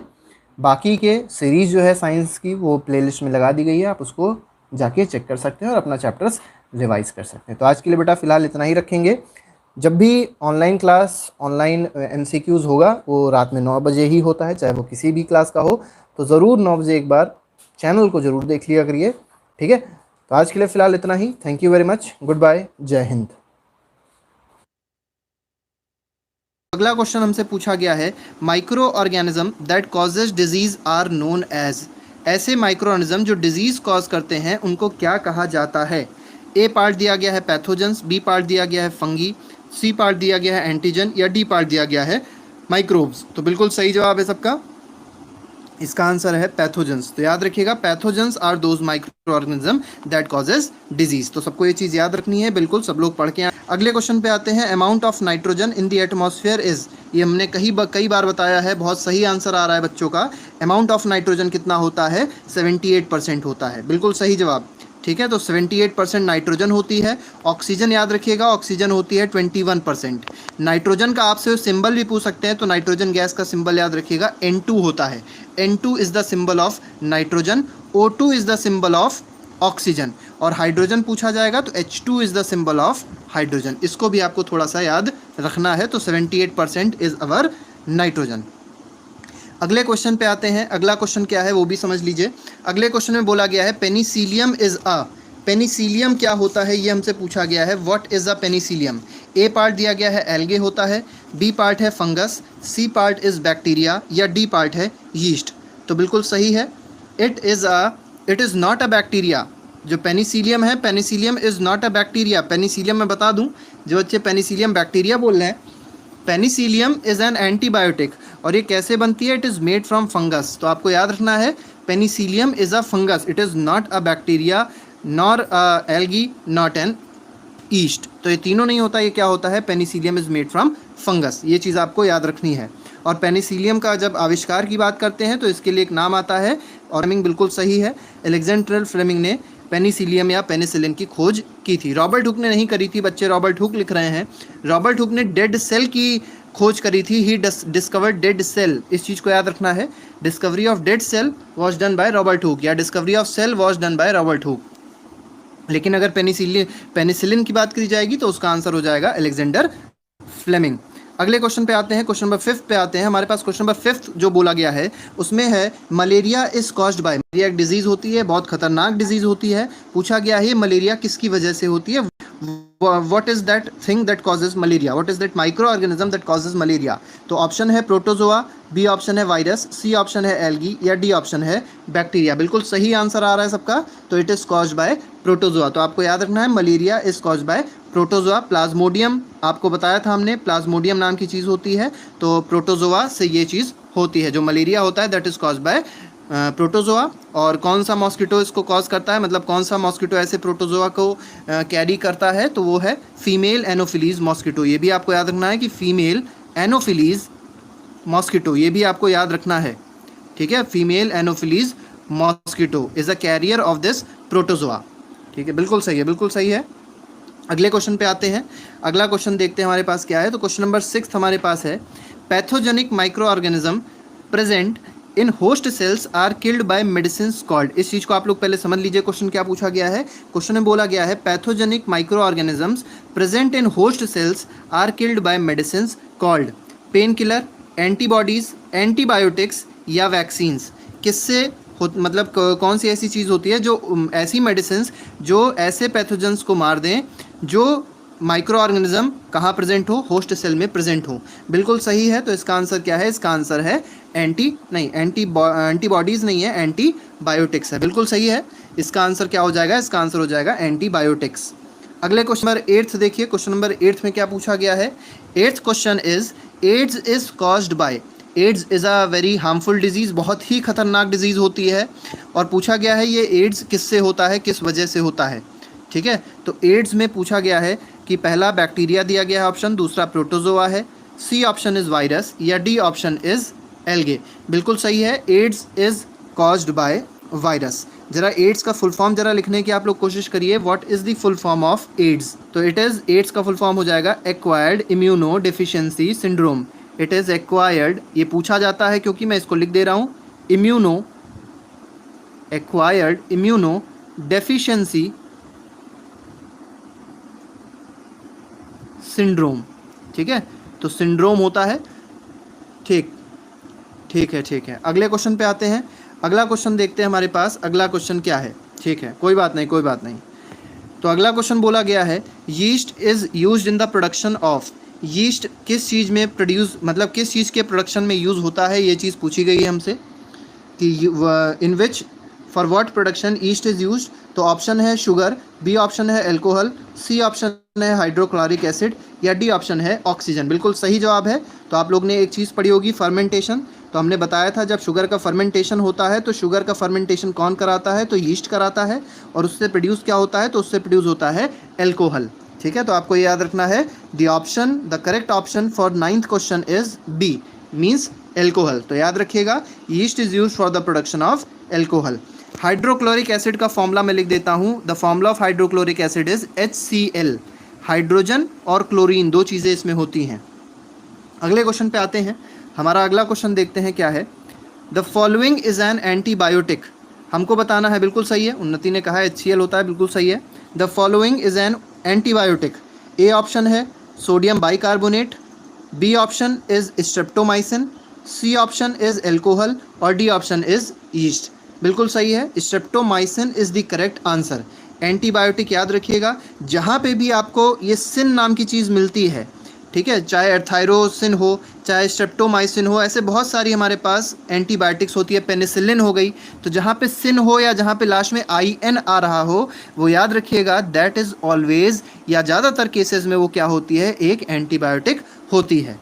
और एंटीबायोटिक का फंक्शन क्या होता है, तो ये भी मैं बता देता हूँ। तो एंटीबायोटिक का फंक्शन ये होता है कि जो हार्मफुल माइक्रो ऑर्गेनिज्म होते हैं उनका ग्रोथ को रोकना, मतलब स्टॉप करना, to stop the growth of those micro organism, those harmful micro organism, और to make those micro organism end, मतलब उनको ख़त्म कर देना, ठीक है। तो कि सब लोग कोशिश करें। Simple plant like micro organisms are called. Simple plant like micro organisms are called. A part is algae, B part is bacteria, C part both A and B, और D part protozoa, ठीक है। तो देखिएगा, जो simple plant like micro organism, जो plant like micro organism होते हैं वो क्या होते हैं, वो एल्गे होते हैं। और हमने इसको आपको हिंदी में बताया था कि एल्गे को हिंदी में क्या कहते हैं, इसको कहते हैं काई। तो काई जब आप देखते होंगे ग्रीन कलर की होती है, ठीक है, इसी वजह, और इसमें क्लोरोफिल भी होता है, तो इसी वजह से ये ऑटोट्रॉफिक न्यूट्रिशन भी आसानी से कर सकती है। ठीक है, तो ये हमारा आंसर क्या हो जाएगा, the answer will be algae. अगले क्वेश्चन पे आते हैं, देखते हैं हमारे पास क्वेश्चन नंबर 12 क्या है। ये शायद कुछ ही बच्चों को पता हो। गियार्डिया जो है, जो गियार्डिया जो नाम की चीज़ होती है, is listed under the category of. Giardia एक बहुत इंपॉर्टेंट चीज़ होती है, इससे गियार्डियासिस नाम की बीमारी होती है। ज़रा कोई बता सकता है व्हाट इज़, मतलब ये किस कैटेगरी में आती है, in which category does it comes giardia? A fungi, B protozoa, C bacteria या डी एल्गे? प्रोटोजोआ। आपको याद रखना है इस चीज़ को कि गियार्डिया क्या होता है, गियार्डिया इज़ अ प्रोटोजोआ, और इससे जो बीमारी होती है उसका नाम क्या होता है, गियार्डियासिस होता है, गियार्डियासिस। ये भी आपको थोड़ा सा याद रखने की ज़रूरत है। अगले क्वेश्चन पे आते हैं, अगला क्वेश्चन देखते हैं क्या है। तो substance use to produce immunity against disease in the living body is. ये बहुत अच्छा क्वेश्चन है। Substance that is used to produce immunity against disease in the living body is. इस सब्सटेंस का नाम क्या होता है? ए ऑप्शन दिया है immune, B option is vaccine, C option is antibody या डी ऑप्शन इज एंटीजन। तो अगर यहाँ पे आर्टिफिशियली अगर सब्सटेंस पूछा था, तो आर्टिफिशियली जो सब्सटेंस इंजेक्ट किया जाता है दैट इज़ वैक्सीन। और वैक्सीन से होता क्या है कि हमारी एंटीबॉडीज़, हमने आपको लोग को एंटीबॉडीज़ बताई थी, जो हम लोग की बॉडी में जो WBC जो हमारी बॉडी में एक चीज़ होती है, हमारी बॉडी क्या करती है, हमारी WBC क्या करती है, इस एंटीबॉडीज़ को क्रिएट करती है। और यही एंटीबॉडीज़ क्या करते हैं, हमारे जो जितने भी हार्मफुल माइक्रो ऑर्गेनिज्म हैं उनको मारने की कोशिश करते हैं। ठीक है, तो एंटीबॉडी भी इसका आंसर सही हो जाएगा। अगर नेचुरली मेड पूछा जाएगा तो एंटीबॉडी सही होगा, और अगर आर्टिफिशियल पूछा जाएगा तो वैक्सीन सही आंसर होगा। ठीक है, अगर इस क्वेश्चन में WBC दिया था तो वो भी सही हो सकता था। तो इस क्वेश्चन के जवाब देखेंगे तो इस क्वेश्चन के दो आंसर हो सकते हैं, that is B and C. If wrong then बिल्कुल बताएंगे बेटा, बहुत बिल्कुल बताएंगे रीजन। अगले क्वेश्चन पे आते हैं, क्वेश्चन नंबर 14 पे आते हैं। A disease in human beings caused by virus is. Virus की वजह से जो डिजीज़ होती है उसका नाम बताना है। तो पहला ऑप्शन दिया है टाइफॉइड, बी ऑप्शन दिया है इन्फ्लुएंजा, सी ऑप्शन दिया है डिसेंट्री और डी ऑप्शन दिया है कॉलेरा। तो आंसर इसका हो जाएगा इन्फ्लुएंजा। बाकी जो डिजीज़ेज़ हैं, जैसे टाइफॉइड की बात करी जाएगी तो ये बैक्टीरियल डिजीज़ है, कॉलरा की बात करी जाएगी ये भी बैक्टीरियल डिजीज़ है, डाइसेंट्री हमने आपको बताया था, पूरी बातें बताई थी डाइसेंट्री की, डाइसेंट्री क्या होता है। तो ये जो इन्फ्लुएंजा होता है हमको ये समझना है इन्फ्लुएंजा इज कॉज्ड बाय क्या है। तो क्वेश्चन नंबर 15 बोला गया है, carrier of malaria causing organ protozoan is.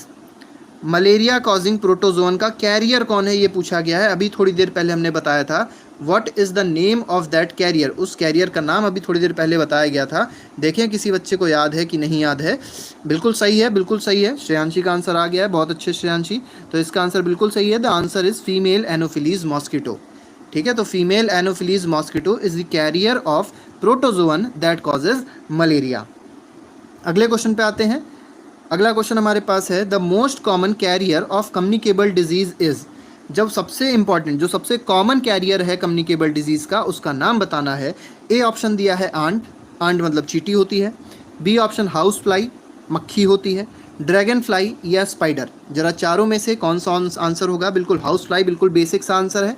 तो हाउस फ्लाई हमारा इसका बिल्कुल सही आंसर है, because it causes communicable disease. Communicable disease क्या होता है? कम्युनिकेबल डिजीज़ ऐसी डिजीज़ होती है जो एक इन्फेक्टेड पर्सन से दूसरे फिट पर्सन तक पहुंच जाती है, तो उस डिजीज़ को क्या बोलते हैं? कम्युनिकेबल डिजीज़ बोलते हैं। और जो कैरियर है, कैरियर कौन है उस कम्युनिकेबल डिजीज़ का? एक बच्चे ने बना भी दिया है मक्खी को, बिल्कुल बहुत अच्छी बात है। तो उसका कैरियर कौन है? तो कैरियर इज़ हाउस फ्लाई। तो हाउस फ्लाई हमारा बिल्कुल करेक्ट आंसर हो जाएगा। अगले क्वेश्चन पे आते हैं। अगला क्वेश्चन देखते हैं हमारे पास क्या है। तो क्वेश्चन नंबर 17 है, ये भी आपको पता होगा।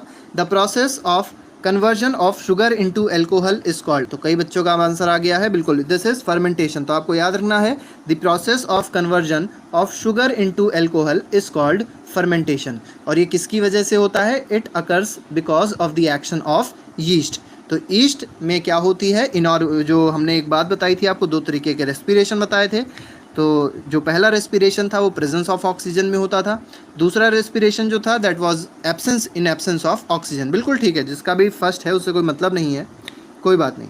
तो फर्मेंटेशन याद रखिएगा एनारोबिक रेस्पिरेशन में होता है। तो एनारोबिक रेस्पिरेशन जब ईस्ट का होता है मतलब यीस्ट जब शुगर के साथ मिक्सअप होता है तो एनारोबिक रेस्पिरेशन होता है वहाँ पे, जिससे गैस निकलती है, कार्बन डाइऑक्साइड गैस निकलती है और अल्कोहल प्रोड्यूस होता है। तो उस प्रोसेस को क्या कहते हैं? उस प्रोसेस को कहते हैं फर्मेंटेशन। ये सब बातें हम लोग डिस्कस कर चुके हैं। अगले क्वेश्चन पे आते हैं। Name the micro organism which fix atmospheric nitrogen in the soil. बहुत बच्चों का आंसर भी आ गया, तो बिल्कुल सही आंसर है, दिस इज राइजोबियम।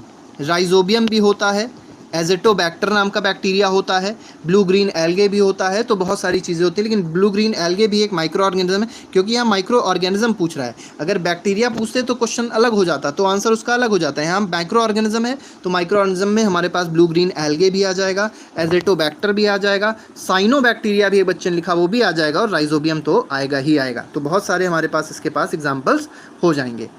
अगले क्वेश्चन पे आते हैं, क्वेश्चन नंबर 19 देखते हैं। ये क्वेश्चन थोड़ा सा क्रॉप प्रोडक्शन का आ गया है, ठीक, कोई बात नहीं। Watering the crops is called, बहुत बेसिक सा क्वेश्चन है, इरिगेशन। तो इसका आंसर बिल्कुल सही है, आंसर इज इरिगेशन। अगले क्वेश्चन पे आते हैं, क्वेश्चन नंबर 20 देखते हैं क्या है। The two microorganism which live in symbiotic association in lichens are. तो लाइकेंस में जो सिम्बायोटिक एसोसिएशन होता है वो किन दो माइक्रो ऑर्गेनिज्म के बीच में होता है? तो ए ऑप्शन है fungus and protozoa, B option है algae and bacteria, C option is bacteria and protozoa, या D option is algae and fungus. बिल्कुल सही है, so answer is D, algae and fungus. इसका आंसर क्या हो जाएगा? इसका आंसर हो जाएगा एल्गे एंड फंगस। तो याद रखिएगा, जो लाइकेंस होते हैं उसमें जो सिम्बायोटिक रिलेशनशिप होता है वो किसके किसके बीच में होता है? एल्गे और फंगस के बीच में होता है। अगले क्वेश्चन पे आते हैं, क्वेश्चन नंबर 20 हो गया। 21 पे आते हैं। Name the human organ affected by jaundice. Jaundice से कौन सा ह्यूमन ऑर्गन सबसे ज़्यादा इफेक्ट होता है, हमको ये बताना है। ए पार्ट है किडनी, बी पार्ट है लिवर, सी पार्ट है आई और डी पार्ट है पैनक्रियाज। तो बिल्कुल बेसिक सा क्वेश्चन है। जॉन्डिस को हिंदी में पीलिया लिवर को इफेक्ट करता है, तो jaundice is a disease of liver. आप लोगों ने सुना होगा, ये एक वायरल डिजीज़ है और हेपेटाइटिस नाम के वायरस से होता है। और हमने आपको बताया था हेपेटाइटिस 3 तरीके के होते हैं, हेपेटाइटिस ए, हेपेटाइटिस बी और हेपेटाइटिस सी। सबसे खतरनाक जो हेपेटाइटिस होता है वो हेपेटाइटिस सी होता है, लेकिन सी ऐसा हेपेटाइटिस है जो बहुत कम लोगों को होता है, और बी ऐसा हेपेटाइटिस है, ऐसा वायरस है जो सबसे ज़्यादा लोगों को होता है और बहुत ज़्यादा खतरनाक भी होता है। इसलिए हेपेटाइटिस बी का इंजेक्शन ज़्यादातर लोगों को, मतलब ये वैक्सीन प्रोवाइड करी जाती है हेपेटाइटिस अगेंस्ट हेपेटाइटिस की, ठीक है। तो अगले क्वेश्चन पे आते हैं। अगला क्वेश्चन देखते हैं हमारे पास क्या है। क्वेश्चन नंबर 22 पे देखते हैं। Name the micro organism which requires host cell to reproduce and complete their life cycle. बहुत बेसिक सा क्वेश्चन है, आजकल ये जनरल नॉलेज भी चल रहा है, ठीक है। बिल्कुल वायरस है ये, एल्गे, वायरस, बैक्टीरिया या फंगाई। तो इसका आंसर क्या हो जाएगा? फंगाई। और देखिए हमने इसका आंसर हो जाएगा वायरस। हमने आपको वायरस के बारे में एक और टर्म बताया था, it is a link, it is a link between living and non living being. तो लिविंग और नॉन लिविंग बींग के बीच में क्या होती है? कड़ी होती है, ये एक लिंक होती है। और यही कारण है क्योंकि जब ये होस्ट सेल में पहुंच जाए, जब मतलब ये किसी होस्ट बॉडी में पहुंच जाता है, ये होस्ट मतलब ये समझ सकते हैं किसी और बॉडी में जब ये पहुंच जाएगा तो ये लिविंग, ये जिंदा हो जाता है, और जब ये बॉडी से बाहर निकल आता है तो ये फिर से डेड हो जाता है। तो उसका आंसर क्या हो जाएगा? इस वाले क्वेश्चन का आंसर हो जाएगा वायरस। चलिए ठीक है, तो बच्चों को पता है वैसे आंसर, बहुत अच्छी बात है, वेरी गुड। अगले क्वेश्चन पे आते हैं, क्वेश्चन नंबर 23 देखते हैं। क्वेश्चन 33 में बोला गया है, penicillium and aspergillus are the examples of. A part है एल्गे, बी पार्ट है virus, C part is bacteria या डी पार्ट है फंगाई। बहुत बेसिक सा क्वेश्चन है, अभी हम लोग ने डिस्कशन भी किया था इस पर थोड़ा सा।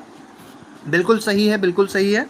तो इसका आंसर बिल्कुल सही आया है, उत्कर्ष उपाध्याय का आंसर वैसे सबसे पहले आ गया है, तो आंसर इज फंगाई। तो याद रखिएगा, जो पेनिसिलियम जो होता है और जो एस्परजिलस होता है, they both are what? They both are fungi. और अभी हमने बताया था इसी पेनिसिलियम से एक बहुत इंपॉर्टेंट एंटीबायोटिक बनती है जिसको क्या कहा जाता है? जिसको कहा जाता है पेनिसिलिन। अगले क्वेश्चन पे आते हैं, क्वेश्चन नंबर 24 देखते हैं। What is our question number 24? तो अगले क्वेश्चन में बोला गया है, spirogyra and chlamydomonas are the examples of. Spirogyra और क्लैमिडोमोनास किस चीज़ के एग्जांपल हैं? एल्गे, प्रोटोजोआ, बैक्टीरिया या फंगस, किस चीज़ का एग्जाम्पल है? जरा हम लोग देखते हैं। बिल्कुल सही आंसर आ गया है, ठीक है, ठीक। तो इसका आंसर बिल्कुल सही है, इसका आंसर है एल्गे। तो आप लोग याद रखिएगा, स्पाइरोगाइरा और क्लैमिडोमोनास जो होते हैं ये क्या होते हैं? These are all algae. तो 24 का आंसर हमारे पास क्या हो जाएगा? A option, option A. अगले क्वेश्चन पे आते हैं, क्वेश्चन नंबर 25 पे आते हैं। What is our question number 25? अब देखिए यहाँ पे एक मैच द फॉलोइंग है, मैच द कॉलम है। इसमें आपको बताना है ए पार्ट किसके साथ मैच करेगा, that is Louis Pasteur, B part है रॉबर्ट कोच, सी पार्ट है एडवर्ड जेनर और डी पार्ट है अलेक्जेंडर फ्लेमिंग। तो लुइस पास्चर सबको पता होगा, लुइस पास्चर ने पास्चराइजेशन को डिस्कवर किया था, मतलब पास्चराइजेशन की जो प्रक्रिया थी, जो तरीका था, जो प्रोसेस था, उसको खोजा था। और इसी के साथ साथ अनिल ने लिख दिया है, बिल्कुल सही है, इन्होंने लिखा है लुइस पास्चर डिस्कवर्ड फर्मेंटेशन। तो याद रखिएगा फर्मेंटेशन भी लुइस पास्चर ने डिस्कवर किया था। अगले क्वेश्चन पे आते हैं, रॉबर्ट कोच को देखते हैं। तो रॉबर्ट कोच ने क्या किया है, अभी हमने बताया भी था। तो रॉबर्ट कोच ने क्या किया था, एंथ्रैक्स का बैक्टीरियम को खोजा था। इसके बाद एडवर्ड जेनर की बात करी जाएगी। तो एडवर्ड जेनर ने क्या किया है, जरा इस चीज़ को बताएं सब लोग। बिल्कुल सही है, बी का 2 बिल्कुल सही है। सी का ऑप्शन बताएं सब लोग जरा। बिल्कुल ठीक है, बिल्कुल ठीक है। इसके बाद बहुत बेसिक सा है, देखिए आप डी पे समझ जाइए। डी इज पेनिसिलिन, डी का आंसर पेनिसिलिन हो जाएगा। और सी का आंसर एडवर्ड जेनर का आंसर क्या हो जाएगा, Edward Jenner discovered small pox vaccine. ठीक है, तो बच्चों का आंसर वैसे आ गया है सबका, बहुत अच्छी बात है। अगले क्वेश्चन पे आते हैं, क्वेश्चन नंबर 26 देखते हैं। What is our question number 26? The gas released during the preparation of bread is, वो कौन सी गैस होती है जो रिलीज होती है during the preparation of bread, जब ब्रेड को प्रिपेयर किया जाता है तो कौन सी गैस रिलीज होती है? Option is, the first option is oxygen, B option is carbon dioxide, C option is nitrogen और D option is sulphur dioxide. तो इसका आंसर बहुत बेसिक सा है, इसका आंसर क्या है, इसका आंसर हो जाएगा कार्बन डाइऑक्साइड। बिल्कुल ठीक है, बहुत अच्छे। सुरेंद्र का आंसर आया सबसे पहले, वेरी गुड सुरेंद्र। बहुत नहीं, और भी बच्चों का आ गया था पहले, बहुत अच्छे। तो gas that is release during the preparation of bread, तो आप लोग ने देखी होगी, जब ब्रेड आप देखेंगे तो ब्रेड में छोटे छोटे से ऐसे छेद बने होते हैं, छोटे छोटे से होल्स बने होते हैं। वो होल्स किस वजह से हैं, तो वो होल्स कहीं ना कहीं कार्बन डाइऑक्साइड जो है वो निकलने की कोशिश करती है, क्योंकि ब्रेड के प्रिपरेशन में हम लोग ईस्ट का यूज़ करते हैं, और जब ईस्ट का एनारोबिक रेस्पिरेशन होता है तो उसमें से कार्बन डाइऑक्साइड निकलती है, और वही कार्बन डाइऑक्साइड क्या करती है, इन ब्रेड्स में ये छोटे छोटे से होल्स क्रिएट कर देती है। ठीक है, तो it is the answer is carbon dioxide. मैं कार्बन डाइऑक्साइड का फॉर्मूला भी लिख देता हूँ, क्योंकि बच्चा कुछ एक गलत फॉर्मूला लिख रहा है। Carbon dioxide is written like this, CO2 carbon dioxide. Oxygen का फॉर्मूला बताया था, नाइट्रोजन का फॉर्मूला देख लीजिए, नाइट्रोजन का फॉर्मूला होता है N2 और सल्फर डाइऑक्साइड का फॉर्मूला होता है SO2। क्योंकि आगे जब आप metals and non metals chapter देखेंगे तो उसमें आपको ये सब चीज़ें पढ़ाई जाएंगी, थोड़ा सा आप लोग को ये सब चीज़ें पता होनी चाहिए। अगले क्वेश्चन पे आते हैं, अगला क्वेश्चन 27 है, क्वेश्चन नंबर 27 देखते हैं। Which of the following disease is a bacterial disease, आपको बताना है इसमें से कौन सी ऐसी डिजीज है जो बैक्टीरियल डिजीज होती है। A option is chicken pox, B option is tuberculosis, C option is dengue और डी ऑप्शन इज पोलियो। तो बिल्कुल सही है, आयुषी का आंसर आ गया, बिल्कुल ठीक है, इट इज़ ट्यूबरक्लोसिस। तो ट्यूबरक्लोसिस के बारे में हमने बहुत सारी बातें करी थी। ट्यूबरक्लोसिस याद रखिएगा किस बैक्टीरिया से होता है, तो it is caused bye Mycobacterium. Mycobacterium नाम का एक बैक्टीरिया होता है, ठीक है, जो ट्यूबरक्लोसिस को कॉज करता है। ठीक है, और हमने इसके लिए आपको एक BCG का टीका बताया था, BCG का वैक्सीनेशन बताया था, बैसिलस कैलमट ग्यूरिन। तो ये भी आप लोग याद रखिएगा कि ट्यूबरक्लोसिस के लिए BCG का वैक्सीन दिया जाता है। ठीक है, dengue is a viral disease, dengue मच्छर से होती है और मच्छर वायरस को लेके कैरी करता है। ठीक है, चिकन पॉक्स आपको पता है, it is also a viral disease. और पोलियो क्या है, पोलियोमेलिटस, ये इसका वायरस होता है, और polio is also a viral disease. तो हमारे पास है क्वेश्चन नंबर 28। तो हमारे पास क्वेश्चन बोला गया है, sterilization of such as milk at high temperature is known as, इस प्रोसेस को क्या बोलते हैं? बहुत बेसिक सा क्वेश्चन है। पास्चराइजेशन होता है कि फिल्ट्रेशन होता है कि पिकलिंग होती है कि रेफ्रिजरेशन होता है? बिल्कुल सही है, इट इज़ कॉल्ड पास्चराइजेशन। तो पास्चराइजेशन होता है, पास्चराइजेशन में आप लोग को पता होगा कि जो हमारा मिल्क होता है, ये देखिए मैंने इसको लिख भी दिया है इसीलिए कि मिल्क को 70 डिग्री सेल्सियस तक हीट किया जाता है, और कितने सेकंड्स के लिए, 50 to 30 सेकंड्स के लिए हीट करते हैं, और फिर उसको सडनली क्या कर देते हैं, कूल, मतलब उसको तुरंत फ्रिज में रख देते हैं। तो उस प्रोसेस को क्या बोला जाता है, पास्चराइजेशन बोला जाता है। और पास्चराइजेशन किसने खोजा था? तो पास्चराइजेशन, वर्ल्ड में ही पास्चराइजेशन का डिस्कवरर है, और वो कौन है? Louis Pasteur. तो लुइस पास्चर को आपको याद रखना है कि लुइस पास्चर ने 2 चीज़ें करी हैं, एक पास्चराइजेशन भी उन्होंने खोजा है और साथ ही साथ उन्होंने फर्मेंटेशन की भी खोज करी है। अगले क्वेश्चन पे आते हैं, अगला क्वेश्चन देखते हैं। Which of the following disease is communicable disease, इसमें से कौन सी ऐसी डिजीज है which is a communicable disease? तो ए पार्ट दिया है diabetes, B part is chicken pox, C part is Alzheimer या डी पार्ट इज अस्थमा? तो बिल्कुल ठीक है, दिस इज चिकन पॉक्स, बिल्कुल सही है। इसको चेचक भी बोला जाता है हिंदी में। तो चेचक याद रखिएगा, चिकन पॉक्स इज चेचक। और ये किसकी वजह से आता है? ये एक बैक्टीरियल, ये एक वायरल डिजीज़ है, ठीक है। और ये कैसी है? This is a communicable disease. तो डायबिटीज़ आपको पता होगा, डायबिटीज़ को शुगर भी कहते हैं। तो लोगों को जब इंसुलिन में कमी हो जाती है, जब उनका जो इंसुलिन सिक्रीशन जब बॉडी में कम होने लग जाता है, तो उसकी वजह से जो डिजीज़ होते हैं उसको डायबिटीज़ कहते हैं। एल्जाइमर, एल्जाइमर एक ब्रेन की डिजीज़ है। बुढ़ापे में आप लोग ने देखा होगा, जो बूढ़े बूढ़े लोग होते हैं कहीं ना कहीं वो चीज़ों को भूलने लग जाते हैं, उनकी याददाश्त कम हो जाती है, उनके न्यूरॉन्स जो होते हैं वो कमज़ोर हो जाते हैं। तो वो जो डिजीज़ होती है उसको एल्जाइमर बोलते हैं। और अस्थमा आपको पता होगा, अस्थमा में सांस लेने में दिक्कत होती है, मतलब इट इज़ अ, ये एक फंगल डिजीज़ होती है। मैं आपको ये बता देना चाहता हूँ कि this is a fungal disease. जो अस्थमा है, asthma is a fungal disease. और ये किस पार्ट को इफेक्ट करती है? तो इट इफेक्ट्स लंग्स को ये इफेक्ट करती है। अच्छा, कोई बात नहीं, ठीक है। What is neuron? बेटा ब्रेन जो होता है, ब्रेन की जो सबसे छोटी यूनिट होती है उसको न्यूरॉन कहते हैं। जो सबसे छोटी सेल होती है ब्रेन की, स्मॉलेस्ट सेल ऑफ ब्रेन या smallest cell is called neuron. तो न्यूरॉन सब लोग याद रखिएगा, जो स्मॉलेस्ट यूनिट होती है, जो फंक्शनल यूनिट होती है that of a brain is called neuron. जैसे किडनी की अगर फंक्शनल यूनिट की बात करी जाएगी तो किडनी की फंक्शनल यूनिट होती है नेफ्रॉन, NEPHRON, नेफ्रॉन होती है, ठीक है। जब आप किसी हॉस्पिटल में जाएंगे तो आपको दिखाई पड़ेगा, एक होता है नेफ्रोलॉजी, एक होता है न्यूरोलॉजी। तो अगर न्यूरोलॉजी आपको जाना है तो न्यूरोलॉजी मतलब it is related to kidney, ठीक है। तो किडनी वाली जो डिजीज़ होंगी उसको न्यूरो में देखते हैं। What is our question number 30th? Bacterium present in curd is, curd में जो बैक्टीरिया होता है उसका नाम क्या होता है, हमको ये बताना है। तो A option is salmonella typhi, B option is lactobacillus penicillin, C option, या D option is vibrio cholerae. तो बिल्कुल सही है, दिस इज लैक्टोबैसिलस। तो आपको एक बात यहाँ से और याद रखनी है कि जहाँ पे भी आपको ये लैक्टो वर्ड मिले, आप लोग को जब भी ये लैक्टो वर्ड मिले, लैक्टो का मतलब होता है which is related to milk. तो लैक्टो जब भी आप वर्ड देखेंगे तो लैक्टो का मतलब हमेशा क्या होता है? मिल्क होता है। तो ये ऐसा बैक्टीरिया है जो क्या करता है? जो कर्ड बनाने में मदद करता है, मतलब कर्ड के फॉर्मेशन में हेल्प करता है। तो that bacteria is lactobacillus. Salmonella typhi, ये टाइफॉइड कॉज करता है। और पेनिसिलिन आपको पता है, this is antibiotic which was discovered by Alexander Fleming. Vibrio cholerae, ये क्या हो? ये ऐसा ये it is a bacteria that causes cholera. किसी का बन नहीं सकता, क्योंकि मैंने जितने भी क्वेश्चंस आपके एनसीईआरटी में थे या जितने भी क्वेश्चंस आपके एग्जाम्पलर में थे वो हर एक क्वेश्चन में ले लिए हैं, प्लस और भी कई सारे क्वेश्चंस हमने कवर अप कर लिए हैं। तो जो हम बता रहे हैं उसको बहुत ध्यान से आप लोग पढ़िए और इसको कई बार रिवाइज भी करते रहा करिए। इसी वीडियो को कई बार आप देखेंगे तो वो चीज़ अपने आप आपको याद हो जाएगी, आपको लिखने की भी ज़रूरत नहीं पड़ेगी कि आपको कहीं पे नोट करना पड़े। बिल्कुल ठीक है। तो क्वेश्चन नंबर 32 हम बात कर रहे थे और बच्चे आंसर दे रहे थे, बहुत अच्छी बात है, वेरी गुड। तो विच of the following disease can be cured by antibiotics? पूछा गया है कौन सी डिजीज एंटीबायोटिक्स से क्योर करी जा सकती है। तो एड्स, बच्चे आंसर एड्स दे रहे हैं। तो AIDS can not be cured, AIDS का तो क्योर ही नहीं है बेटा। AIDS can not be cured by antibiotics. B option is dengue, C option is typhoid, D option is malaria. तो मैं आपको बता देना चाहता हूँ कि जो एंटीबायोटिक्स से क्योर करी जा सकती है disease, that is typhoid. Typhoid एक ऐसी डिजीज़ है which can be cured by antibiotics, क्योंकि टाइफॉइड किससे होता है? टाइफॉइड अकर्स बाय बैक्टीरिया, ये बैक्टीरियल डिजीज़ है, ठीक है। बाकी यहाँ पे जब आप देखेंगे एड्स, एड्स कैसी डिजीज़ है? एड्स और ये जो डेंगू होता है दोनों एक तरीके से वायरल डिजीज़ है। मलेरिया कैसी डिजीज़ है? Malaria is a protozoal disease.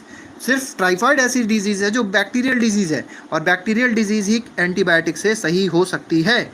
इस चीज़ को आपको याद रखना है, ठीक है। अगले क्वेश्चन पे आते हैं, अगला क्वेश्चन देखते हैं। What is our next question? तो नेक्स्ट क्वेश्चन है question number 33। Agents that acts as carrier of pathogen and spread diseases are called, इनको क्या कहा जाता है? तो बहुत बेसिक सी चीज़ है,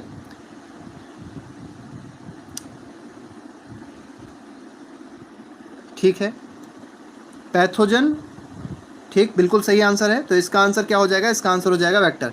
एक बच्चा पूछ रहा है what is the difference between antibiotics and vaccines. बेटा वैक्सीन अलग चीज़ होती है, वैक्सीन क्योर नहीं होता है। वैक्सीन एक तरीके से बॉडी के अंदर एंटीबॉडीज़ को डेवलप कर देती है। हमारी जो बॉडी है, जैसे मान लीजिए हमारी बॉडी है, अब जब हम लोग ये वैक्सीनेशन कराते हैं तो हमारी बॉडी के अंदर जो WBC होते हैं वो एंटीबॉडीज़ को डेवलप अच्छे से करने लग जाते हैं, मतलब और तेज़ी से करने लग जाते हैं, ठीक है, जिसकी वजह से हमारे ऊपर कोई भी माइक्रो ऑर्गेनिज्म, कोई भी हार्मफुल माइक्रो ऑर्गेनिज्म अटैक नहीं कर पाता। ये काम होता है किसका? ये काम होता है वैक्सीन का। और एंटीबायोटिक क्या होती है? अब जैसे मान लीजिए आपको बैक्टीरियल डिजीज हो गई, आपके बॉडी में कोई हार्मफुल बैक्टीरिया चला गया। अब उस हार्मफुल बैक्टीरिया को ख़त्म करने के लिए जो हम दवा लेंगे, that would be called as antibiotics.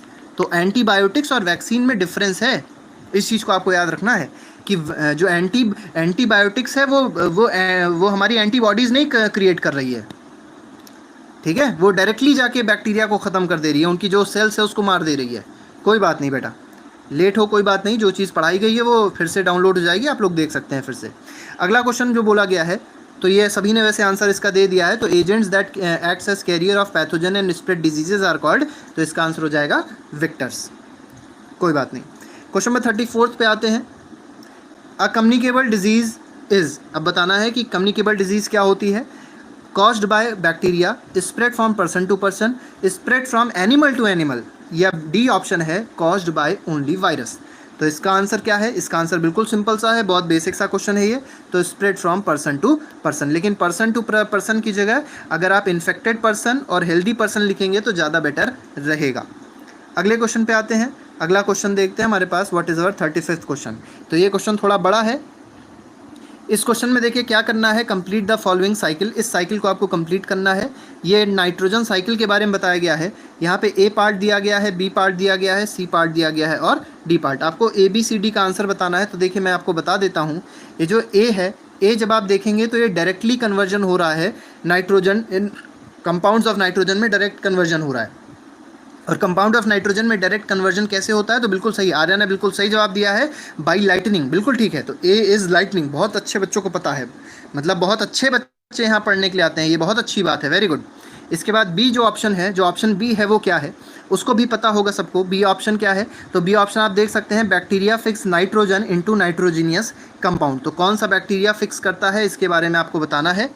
Which bacteria that fixes, तो यहाँ पे आप आंसर लिख सकते हैं, इट कैन बी राइजोबियम। ठीक है, तो राइजोबियम हो जाएगा। और सी का ऑप्शन क्या हो जाएगा? बिल्कुल सी का ऑप्शन बच्चे ने लिख भी दिया है, उत्कर्ष ने पूरा आंसर ही लिख दिया है, बहुत अच्छी बात है। तो ये जो सी ऑप्शन है, सी विल बी एक्सक्रीटा। ठीक है, तो आपको याद रखना है कि सी ऑप्शन क्या वेल हो जाएगा, C option will be excreta. अब हमने आपको बताया था कि नाइट्रोजन आया, अब नाइट्रोजन सॉइल में आया, सॉइल कहाँ पे गए, मतलब सॉइल से नाइट्रोजन कहाँ पहुँचा? तो सॉइल से नाइट्रोजन पहुँचता है प्लांट्स में। फिर प्लांट्स को खाता कौन है? तो प्लांट्स को खाता है एनिमल। अब ये प्लांट्स और एनिमल जब डेड हो जाते हैं, तो डेड होने के बाद क्या होता है, फिर से ये कहीं ना कहीं मिट्टी में मिल जाते हैं। मतलब इनका जो एक्सक्रीटा होता है वो कहाँ मिल जाता है? वो फिर से मिट्टी में या सॉइल में मिल जाता है। और इस सॉइल में हमने बताया था कुछ ऐसे भी बैक्टीरियाज होते हैं, कुछ ऐसे भी इंपॉर्टेंट बैक्टीरियाज होते हैं जो इस नाइट्रोजीनियस कंपाउंड को, इस नाइट्रोजन को नाइट्रोजन गैस में कन्वर्ट कर देते हैं। ठीक है, हाँ, तो डी ऑप्शन क्या हो जाएगा? D option will B micro organism. अब इसको मैं एक बार दिखा देता हूँ आपको, मैंने कैसे समझाया था। मैंने इस वाली टेबल से आपको नाइट्रोजन साइकिल को समझाया था। ठीक है, तो जिसने नाइट्रोजन साइकिल नहीं देखी है वो एक बार क्लास 8th की प्लेलिस्ट में चला जाएगा बच्चा। क्लास 8th की प्लेलिस्ट में सभी लेक्चर्स अभी तक जितने भी हुए हैं माइक्रो ऑर्गेनिज्म के या क्रॉप प्रोडक्शन का जो भी एमसीक्यू हुआ था उसको सब लोग देख सकते हैं। तो अगले क्वेश्चन पे आते हैं। अगला क्वेश्चन देखते हैं हमारे पास क्या है। क्वेश्चन नंबर 36 है, which among the following statement is not associated with food preservation. Food preservation से कौन सा स्टेटमेंट एसोसिएटेड यहाँ पे नहीं है? तो ए ऑप्शन है preservation of decay, prevention of decay और स्पॉइलेज, बिल्कुल ठीक है, ये होता है प्रिजर्वेशन में। डिक्रीज्ड शेल्फ लाइफ, ये हो सकता है, देखते हैं क्या होता है। एयर टाइट सीलिंग, इसकी वजह से फूड प्रिजर्वेशन होता है। स्टोरेज फॉर फ्यूचर यूज़, ये भी कहीं ना कहीं फूड प्रिजर्वेशन के साथ अटैच्ड है। डिक्रीज्ड शेल्फ लाइफ का मतलब क्या होता है? आप लोग पहले ये चीज़ समझ लीजिए कि what is the meaning of shelf life. देखिए कोई भी सामान है, जैसे मान लीजिए कोई भी आप खाना है, तो कोई भी फूड है आपके पास, तो फूड को आप कितनी देर तक स्टोर करके रख सकते हैं, उसको बोला जाता है, उसको बोला क्या जाता है? उसको बोला जाता है शेल्फ लाइफ। तो शेल्फ लाइफ डिक्रीज़ नहीं करता है, फूड प्रिजर्वेशन में शेल्फ लाइफ डिक्रीज़ नहीं होती है, ये क्या होती है? ये इंक्रीज़ होती है। तो ये जो बी ऑप्शन है हमारा क्या हो जाएगा? सही जवाब हो जाएगा। मतलब इसमें जो होना चाहिए, इसका करेक्ट आंसर जो होना चाहिए वो क्या होना चाहिए? इंक्रीज्ड सेल्फ लाइफ यहाँ पे होना चाहिए। ठीक है, अगले क्वेश्चन पे आते हैं। क्वेश्चन नंबर 37 देखते हैं कि हमारे पास क्वेश्चन नंबर 37 क्या है। तो fungus can be seen with a, fungus को कैसे देख सकते हैं बताना है हमको। तो माइक्रोस्कोप से क्या फंगस को देख सकते हैं, क्या टेलीस्कोप से देख सकते हैं, क्या मैग्नीफाइंग ग्लास से देख सकते हैं, या दोनों ए और सी, मतलब हम लोग माइक्रोस्कोप से भी देख सकते हैं और हम लोग टेलीस्कोप से भी देख सकते हैं। तो बच्चों का आंसर आ रहा है माइक्रोस्कोप से देख सकते हैं, बिल्कुल ठीक है, लेकिन ये आंसर गलत है। कई बच्चों का आंसर बिल्कुल सही भी आ गया है, तो आप आंसर इसका क्या हो जाएगा, both A and C. Fungus, देखिए हम आपको बता दें कि फंगस जो होता है, fungus is can be scene bye micro, ये तो माइक्रो ऑर्गेनिज्म से तो बहुत आसानी से देख सकते हैं, लेकिन कुछ फंगस ऐसे भी होते हैं जिनको मैग्नीफाइंग ग्लास से भी देखा जा सकता है। तो